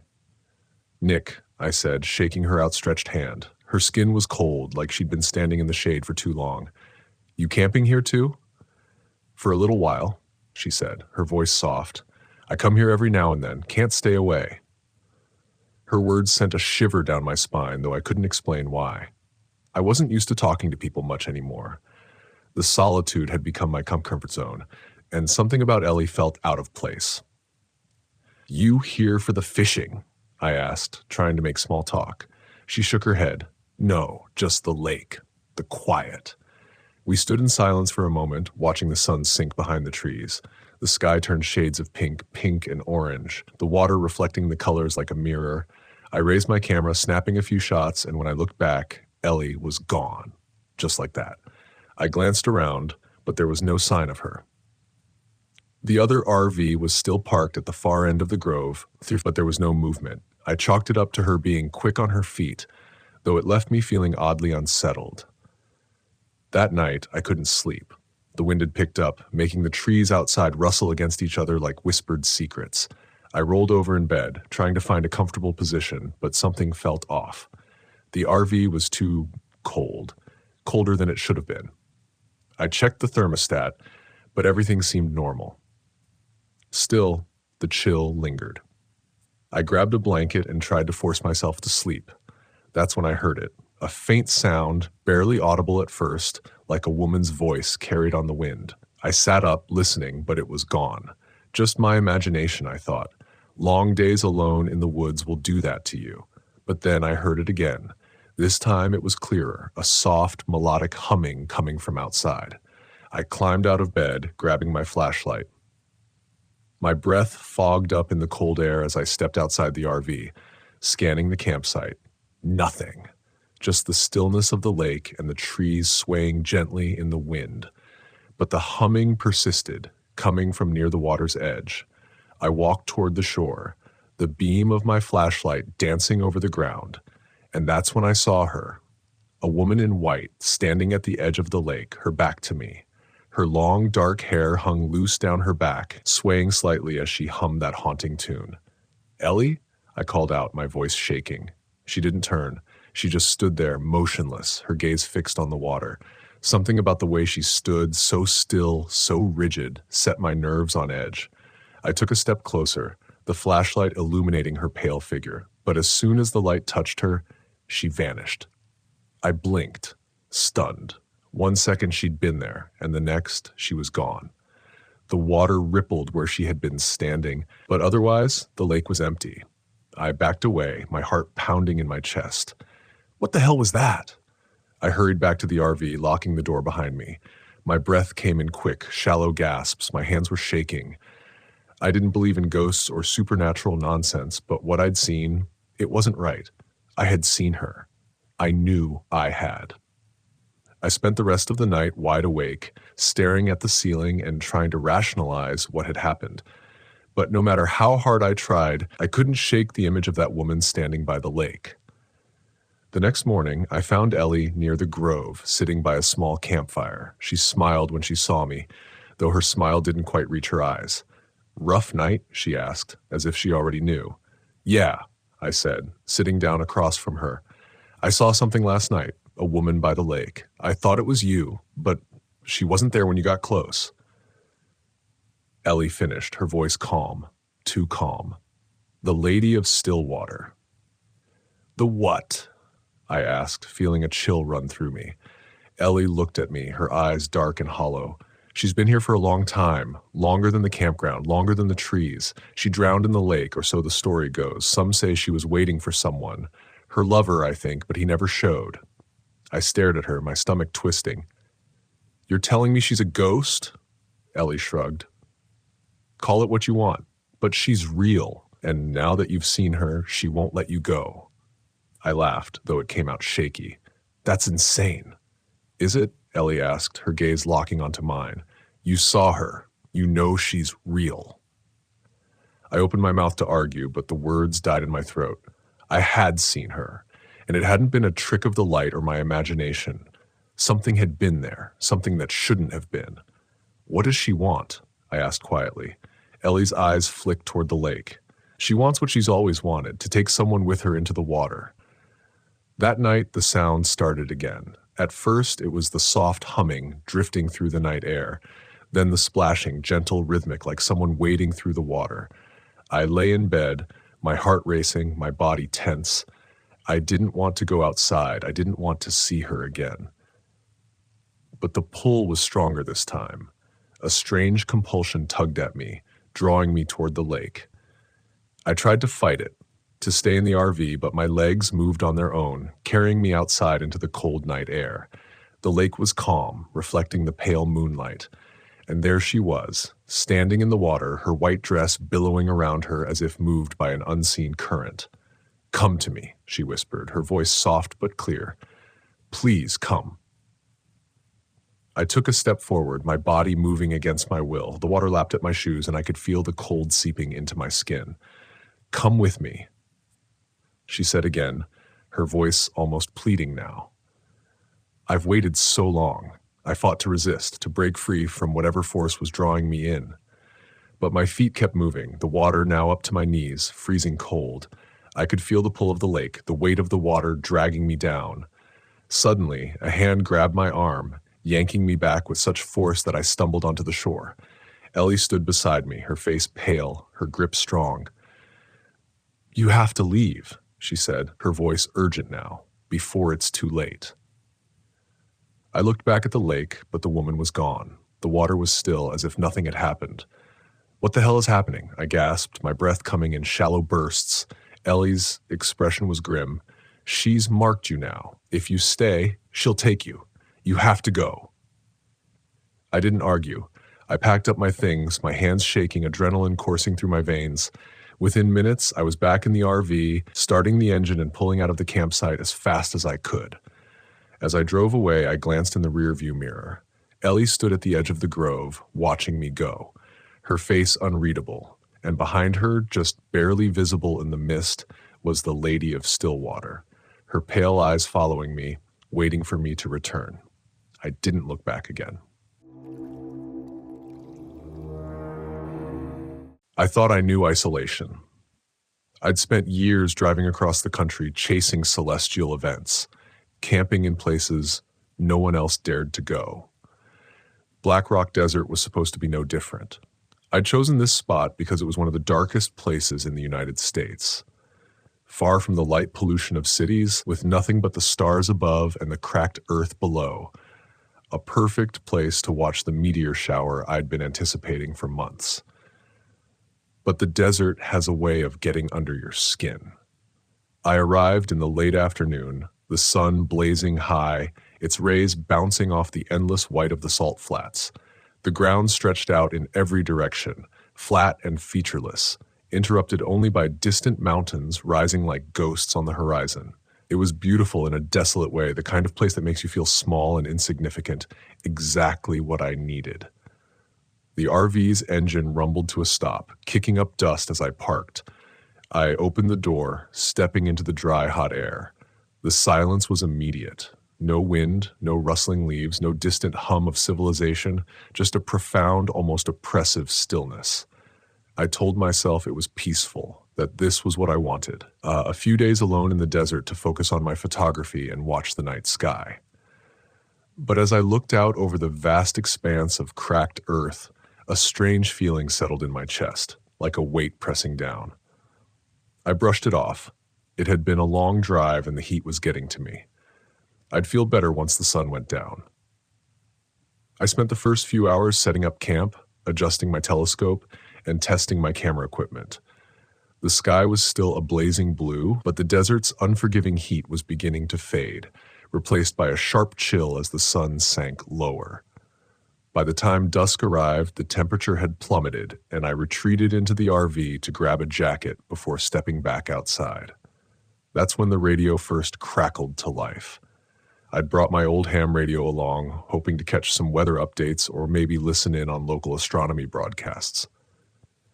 I hadn't expected much out here, but the static-filled hum surprised me. I turned the dial, searching for a signal, and for a moment I thought I'd found one. A faint voice cutting through the static. "Don't stay." I froze. The words were barely audible, like a whisper carried on the wind, but they were unmistakable.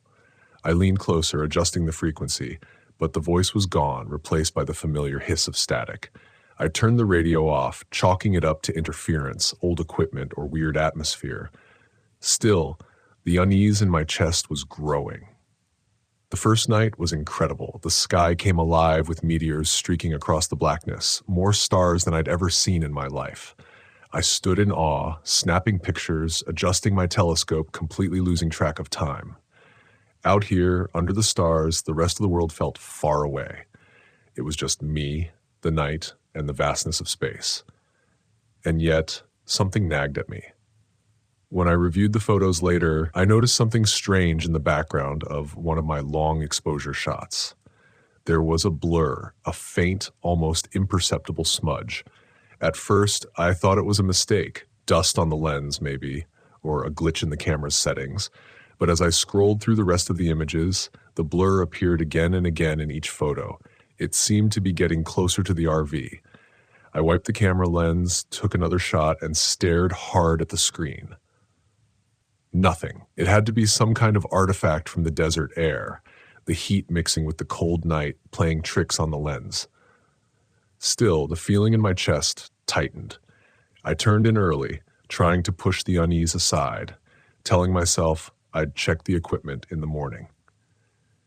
Day 2 was different. I woke to a stifling heat that even the RV's air conditioning couldn't seem to fight. I cursed, fiddling with the controls, but the air blowing through the vents was weak and warm. I grabbed a bottle of water and stepped outside, hoping the breeze would provide some relief. but the air was dead still as the grave. I spent most of the day trying to fix the RV's engine, which had been acting sluggish since I arrived. I knew I should be enjoying the desert, but the more time I spent out there, the more the silence started to gnaw at me. It wasn't the peaceful isolation I had expected. It felt watchful. As the day dragged on, the sun beat down, turning the ground beneath my feet into a furnace. The radio, which had been quiet since last night's strange transmission, crackled to life again. This time, the voice was clearer. "Danger. You need to leave."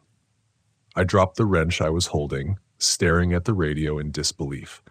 The voice was faint, distorted like it was coming from miles away. But it was unmistakable. Someone or something was speaking to me. I snatched up the radio, twisting the dial, trying to find the source.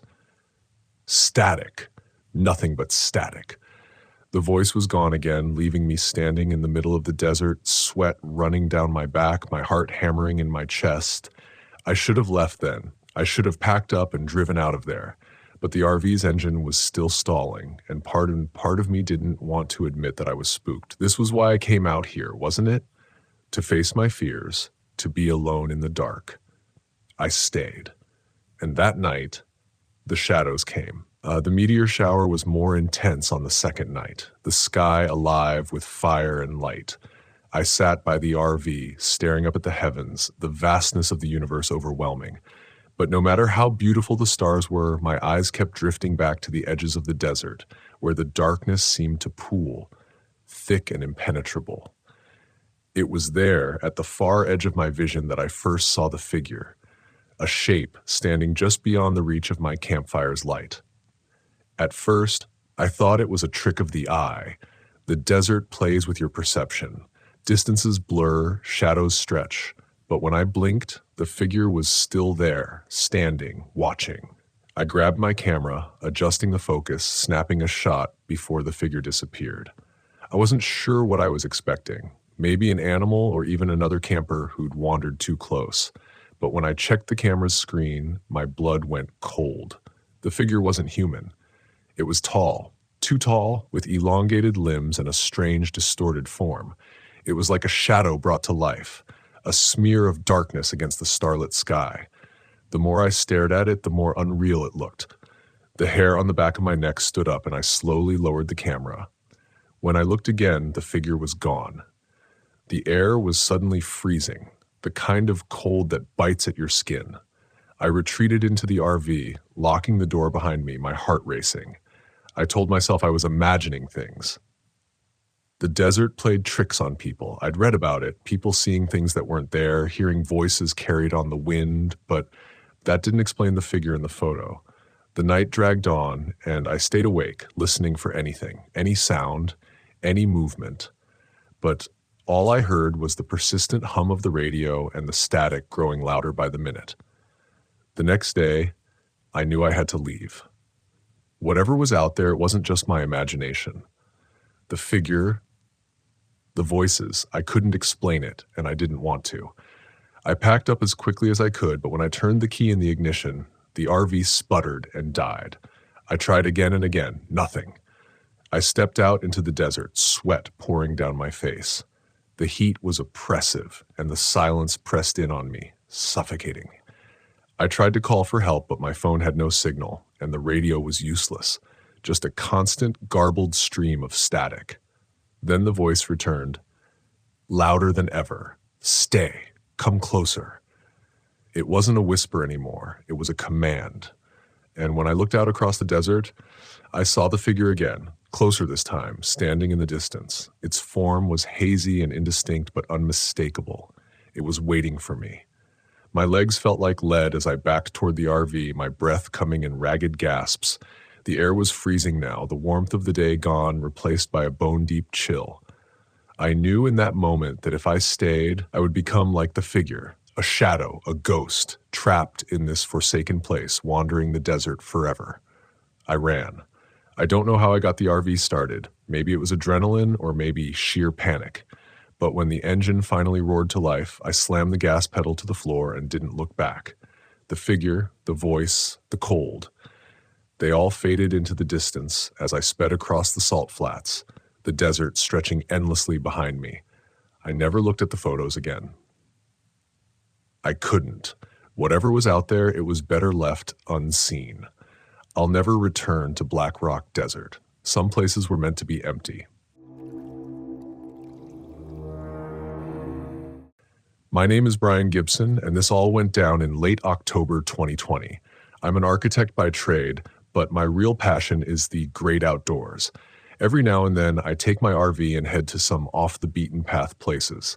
This time, I ended up near a small town in western Virginia the locals call Elk Ridge. I didn't think much of the name at the time. I brought along my friend Jimmy Rader. Jimmy's the kind of guy who always has a joke ready, and his upbeat attitude makes him great company. We'd been friends since high school, so it seemed natural to invite him on this little adventure. We were going to meet up with another buddy, Mark Crowley, who lived nearby and knew the area well. We parked the RV at a secluded spot by the forest's edge. It was picturesque, the kind of place where the worries of city life melt away. The trees were just beginning to turn colors, and there was a crispness in the air that hinted at the coming winter. The first day was all about setting up camp and catching up over some beers. Mark showed up around midday with a cooler full of venison steaks and some fishing gear. We planned to fish, grill, and maybe hike a bit. Simple stuff, relaxing stuff. The first odd thing happened that night. We just finished dinner and were sitting around the fire when we heard something rustling in the woods. At first, we thought it might be a deer or maybe a raccoon, but the sounds were too deliberate, too heavy. Jimmy laughed it off, saying it was probably just our imaginations getting the better of us. Mark seemed a bit uneasy, but he didn't say anything. The next morning, we decided to hike up to an old lookout point Mark had mentioned. It was supposed to offer a spectacular view of the valley. The trail was overgrown, clearly not used much anymore. We reached the lookout around noon, and it didn't disappoint. You could see for miles, the forest stretching out in every direction with the distant mountains framing the horizon. On the way back, we found an old abandoned cabin. It was small, maybe a hunting lodge from decades ago. The roof had caved in on one side, and the door hung askew. Mark suggested we take a look inside. Jimmy, always the joker, said we might find treasure. What we found instead was a strange set of carvings on one of the remaining walls. They looked like symbols, maybe Native American or something older. None of us could make heads or tails of it, but it gave me an uneasy feeling. Jimmy snapped a few photos, making jokes about ancient curses, and we headed back to the RV. That night, things took a turn for the worse. We were sitting by the fire, again, swapping stories, when we heard the same rustling sound from the previous night. This time, it was closer. Mark suggested we call it a night and head inside. As we packed up the fire, something crashed through the underbrush nearby. It was big. Whatever it was, we all froze, listening. Jimmy, trying to lighten the mood, shouted, "Hey, Bigfoot, come join the party." There was no response, of course, just more rustling. We hurried into the RV and locked the doors. Inside, we tried to laugh it off, but the tension was palpable. Around midnight, I woke up to a loud, banging noise. It sounded like someone or something was trying to get into the RV. I shook Jimmy awake and grabbed the baseball bat I kept under my bed. We crept to the front of the RV where the banging was the loudest. Suddenly, the noise stopped. We waited, holding our breath. Then we heard a low, guttural noise. Not quite an animal growl, but not human either. It chilled me to my core. I glanced at Jimmy, his face pale in the dim light. Mark was still asleep, snoring softly in his corner. In the morning, we found deep scratches on the side of the RV, 3 parallel lines gouged into the metal. It wasn't something a bear or any local wildlife could do. Jimmy was visibly shaken, but he tried to play it off with another joke. Mark looked more worried than I'd ever seen him. He suggested we leave, but I convinced them to stay one more night. We were here to relax after all, we'd just be more cautious. We spent the day fishing at a nearby stream. The fish weren't biting much, but it felt good to be out in the open with the sun shining and the fresh air. Jimmy finally seemed to relax, and even Mark loosened up a bit. We returned to the RV with a small catch, just enough for dinner. As the sun set, we made a point of securing everything. We locked the RV doors, bolted the windows, and even set up a makeshift alarm system using some fishing line and empty cans. Jimmy joked that we were turning into survivalists, but I could see the unease in his eyes. That night, we sat inside, playing cards and drinking whiskey. The mood was lighter, almost normal, until we heard it again. The rustling. This time, it was accompanied by a faint, almost rhythmic tapping. Tap, tap, tap, tap. It was coming from the roof. We grabbed our makeshift weapons. Jimmy had a knife, Mark a heavy flashlight, and I had my bat. We cautiously moved to the front of the RV. The tapping continued, steady and deliberate. Then it stopped, followed by a loud thud, as if something heavy had jumped off the roof. The next few moments were a blur. The RV rocked violently, and something slammed against the door. We could hear scraping and scratching, the sound of metal bending. Mark shouted for us to brace the door, and we all threw our weight against it. The assault stopped as suddenly as it had begun. We didn't sleep that night. We stayed huddled together, weapons at the ready, listening to the sounds outside. Dawn came slowly, and with it a decision. We were leaving. This was no longer a vacation. It was a fight for survival. As we packed up, we found more scratches, deeper this time, and what looked like blood smeared near the door. We didn't discuss it. We just moved as quickly as possible. Mark drove, and Jimmy and I kept watch, eyes scanning the forest for any sign of movement. We didn't see anything on the drive back, but the feeling of being watched never left. It was like an invisible weight pressing down on us. We finally reached civilization, and the relief was palpable. We parted ways, each of us eager to put the experience behind us, but it wasn't over. A few days later, I got a call from Mark. Jimmy had gone missing. His family reported that he never made it home. The police found his car abandoned on a back road near the forest, no sign of a struggle, no clues, just gone. I went back to Elk Ridge with Mark. We retraced our steps, hoping to find some hint of what happened. The forest felt different, darker, as if it was hiding something. We found Jimmy's car, but nothing else. It was like he had vanished into thin air. The police got involved, but there were no leads. Mark and I did our own investigation, talking to locals, searching every inch of the area. We found nothing but those strange symbols again, carved into a tree near where we had camped. They were similar to the ones in the abandoned cabin. Weeks turned into months, and there was still no sign of Jimmy. Mark became obsessed, spending more and more time in the forest. I tried to move on, but the memory of that night haunted me. I started researching local legends, trying to make sense of it all. That's when I came across stories of a creature, something ancient and malevolent, known to the local tribes as ZTH. The descriptions varied, but the common thread was its predatory nature and the way it could vanish without a trace. The symbols we saw were supposedly a warning to stay away from its territory. I don't know what happened to Jimmy, and I doubt I ever will. Mark still goes back to Elk Ridge, searching, hoping for answers. As for me, I've given up camping. The RV is parked in storage, gathering dust.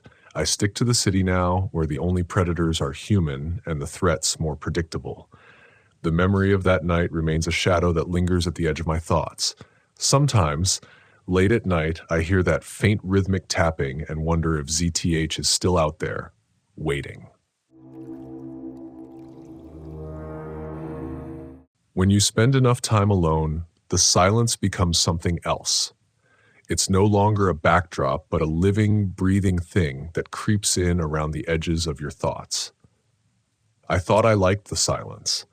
That's why I had been living on the road for months, with no one but myself and my RV for company.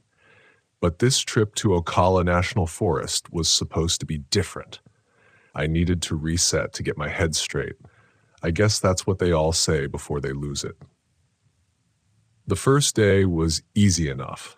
I set up camp on the edge of the forest, not far from one of the swamps that ran through Ocala. I had picked this spot on purpose, far enough from the touristy campgrounds, but close enough to the water to take some good photos.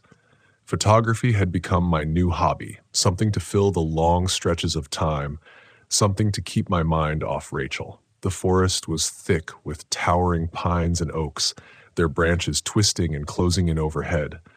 The light filtered through the leaves in a way that made the air seem heavy, almost suffocating. But it was peaceful, or at least I told myself it was. I parked the RV near a clearing, right where the swamp met the woods. The ground was firm enough, and I didn't think much of the water nearby. I had no reason to worry, not yet. By the time I finished setting up, the sun was already dipping low, casting long shadows that stretched across the clearing.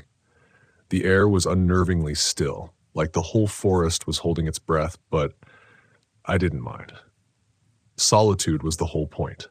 I sat outside for a while, watching the last of the light fade before retreating inside the RV. The hum of the small generator I had hooked up was the only sound breaking the silence. Everything seemed fine. Everything was fine, until the light started flickering. It was subtle at first, just a dimming of the overhead lights. I figured the wiring was faulty, nothing I couldn't fix. I'm a mechanic by trade, after all. I ignored it, settling in with a book, trying to lose myself in the words. But then the flickering got worse. The lights flashed on and off in rapid succession. The shadows in the RV danced wildly before everything went dark. I sighed, more frustrated than anything, and grabbed my flashlight. After a few minutes of fumbling with the wires, I got the power back on. The lights stabilized, but there was something else. A soft buzzing noise, faint, just at the edge of hearing, like a distant hum. It might have been the swamp, maybe bugs, or just the generator straining, but it set me on edge. That night, I barely slept. The next morning, the unease I'd felt the night before was gone, replaced by a sense of calm. The sunlight was warm, and the swamp shimmered in the early light. I grabbed my camera and set out for a walk, looking for something worth capturing. Ocala was known for its beauty, the kind of untouched wilderness that's hard to find these days. But the deeper I walked into the woods, the more I realized something was off. It started small, little things I could have easily ignored. My compass acting up, the needle spinning lazily before settling in the wrong direction. The buzzing sound from the night before returned, louder now, seeming to come from all around me. I chalked it up to the swamp mosquitoes, maybe, or some malfunction with the generator still ringing in my ears. But when I came back to camp, I noticed the first real sign that something wasn't right. My gear, things I'd left on the picnic table outside, was scattered across the ground, not in a way that suggested wind either. The table had been cleared. My flashlight, the lantern, the tools I'd left out, all of them were scattered in a perfect line toward the swamp. I stopped, staring at the items. Someone had been here, or something. I'm not easily spooked, but my gut told me to get back inside, lock the doors. That night, I sat in the RV, every light on, clutching a lantern just in case the power flickered again. I told myself it was fine. Probably some animal. Bears get curious, right? But when the tapping started, I couldn't shake the feeling that I wasn't alone. It was soft at first, just a light tapping on the window, like something brushing against it. I glanced over, but didn't see anything. I convinced myself it was the wind, the branches moving in the breeze. But then the tapping came again, and again. I grabbed my flashlight and opened the door, stepping out into the cold night air. The swamp smelled foul, like rot and decay, and the buzzing sound was back, louder than ever. I swept the beam of the flashlight across the clearing, and that's when I saw them. Footprints, large human-like prints, leading right up to the window of my RV. The mud was fresh, still wet from the swamp, and the prints were clear, but there were no other signs of anyone around, no trails leading away, just those prints, stopping right at the window. Then, nothing. I froze, my breath catching in my throat. I wanted to believe it was someone playing a prank, some camper messing with me, but I hadn't seen another soul since I got here. No cars at the trailhead, no signs of other campers nearby. I hurried back inside, locking the door, but I knew it wouldn't help. The feeling in my gut told me I was being watched. By the third day, I wanted out. I'd seen enough. But when I tried to start the RV, nothing happened. The engine clicked but wouldn't turn over. I tried again and again, but the RV refused to start. Panic settled in. My phone had no signal this deep in the forest, and the nearest ranger station was miles away. The buzzing sound was louder now, constant, like a low hum in the back of my skull. I packed a bag and decided to hike out. Staying another night was out of the question. The trail was familiar enough, but something was different. The air was thick, stifling, and the swamp seemed to have crept closer. I hadn't noticed it before, but the water was rising, soaking the ground around my campsite. The once dry trail was now a muddy mess, slowing me down as I tried to navigate through the trees. And then I saw them. At first, they were just shadows moving between the trees, barely visible in the corner of my eye. I stopped, trying to focus, but every time I turned to look, they were gone. My heart raced. I pushed forward faster now, but the shadows followed me. They stayed just out of sight, flickering in and out of existence, like ghosts. By the time I reached the halfway point, the whispers started. It wasn't loud, just a faint, distant murmur, but it was unmistakable. Voices speaking in a language I didn't understand, too quiet to make out the words. I spun around, searching for the source, but there was nothing, just the trees, the swamp, and those damn shadows. The trail blurred before my eyes, and I stumbled, my head swimming. I couldn't think straight. The buzzing, the whispers, it was too much. I needed to get out of here. But no matter which way I turned, the trail led me back to the swamp. It was like the forest was folding in on itself, trapping me in a maze of water and trees. My head throbbed, my vision blurred, and then I saw them. Standing at the edge of the swamp, barely visible in the twilight, were the figures. They were tall, too tall to be human, with elongated limbs and dark faces. They didn't move. They just stood there, watching me, their forms flickering in and out of the shadows, like something half-formed, not fully real. I backed away, my heart pounding, but they didn't follow. They didn't need to. The buzzing sound grew louder, the whispers more insistent. I turned and ran, not caring where the trail led. I just needed to get away. When I finally collapsed back at the RV, drenched in sweat and mud, the sun was already setting. The swamp had crept even closer, the water now lapping at the edges of the clearing. I locked myself inside, every light on, but it didn't matter. I could still hear them, the whispers, the tapping, the buzzing. It all grew louder, closing in on me from every side. I knew what was out there. I'd seen it, and it was only a matter of time before it got in. I sat there in the dark, clutching the flashlight, waiting for the moment when the door would creak open, waiting for the shadows to finally step into the light. I don't know how long I sat there, hours, days. The buzzing is in my head now, a constant hum I can't escape. The figures are closer. I can see them outside, just beyond the trees. Their eyes are glowing in the darkness. They're waiting for me, and I'm not sure how much longer I can resist.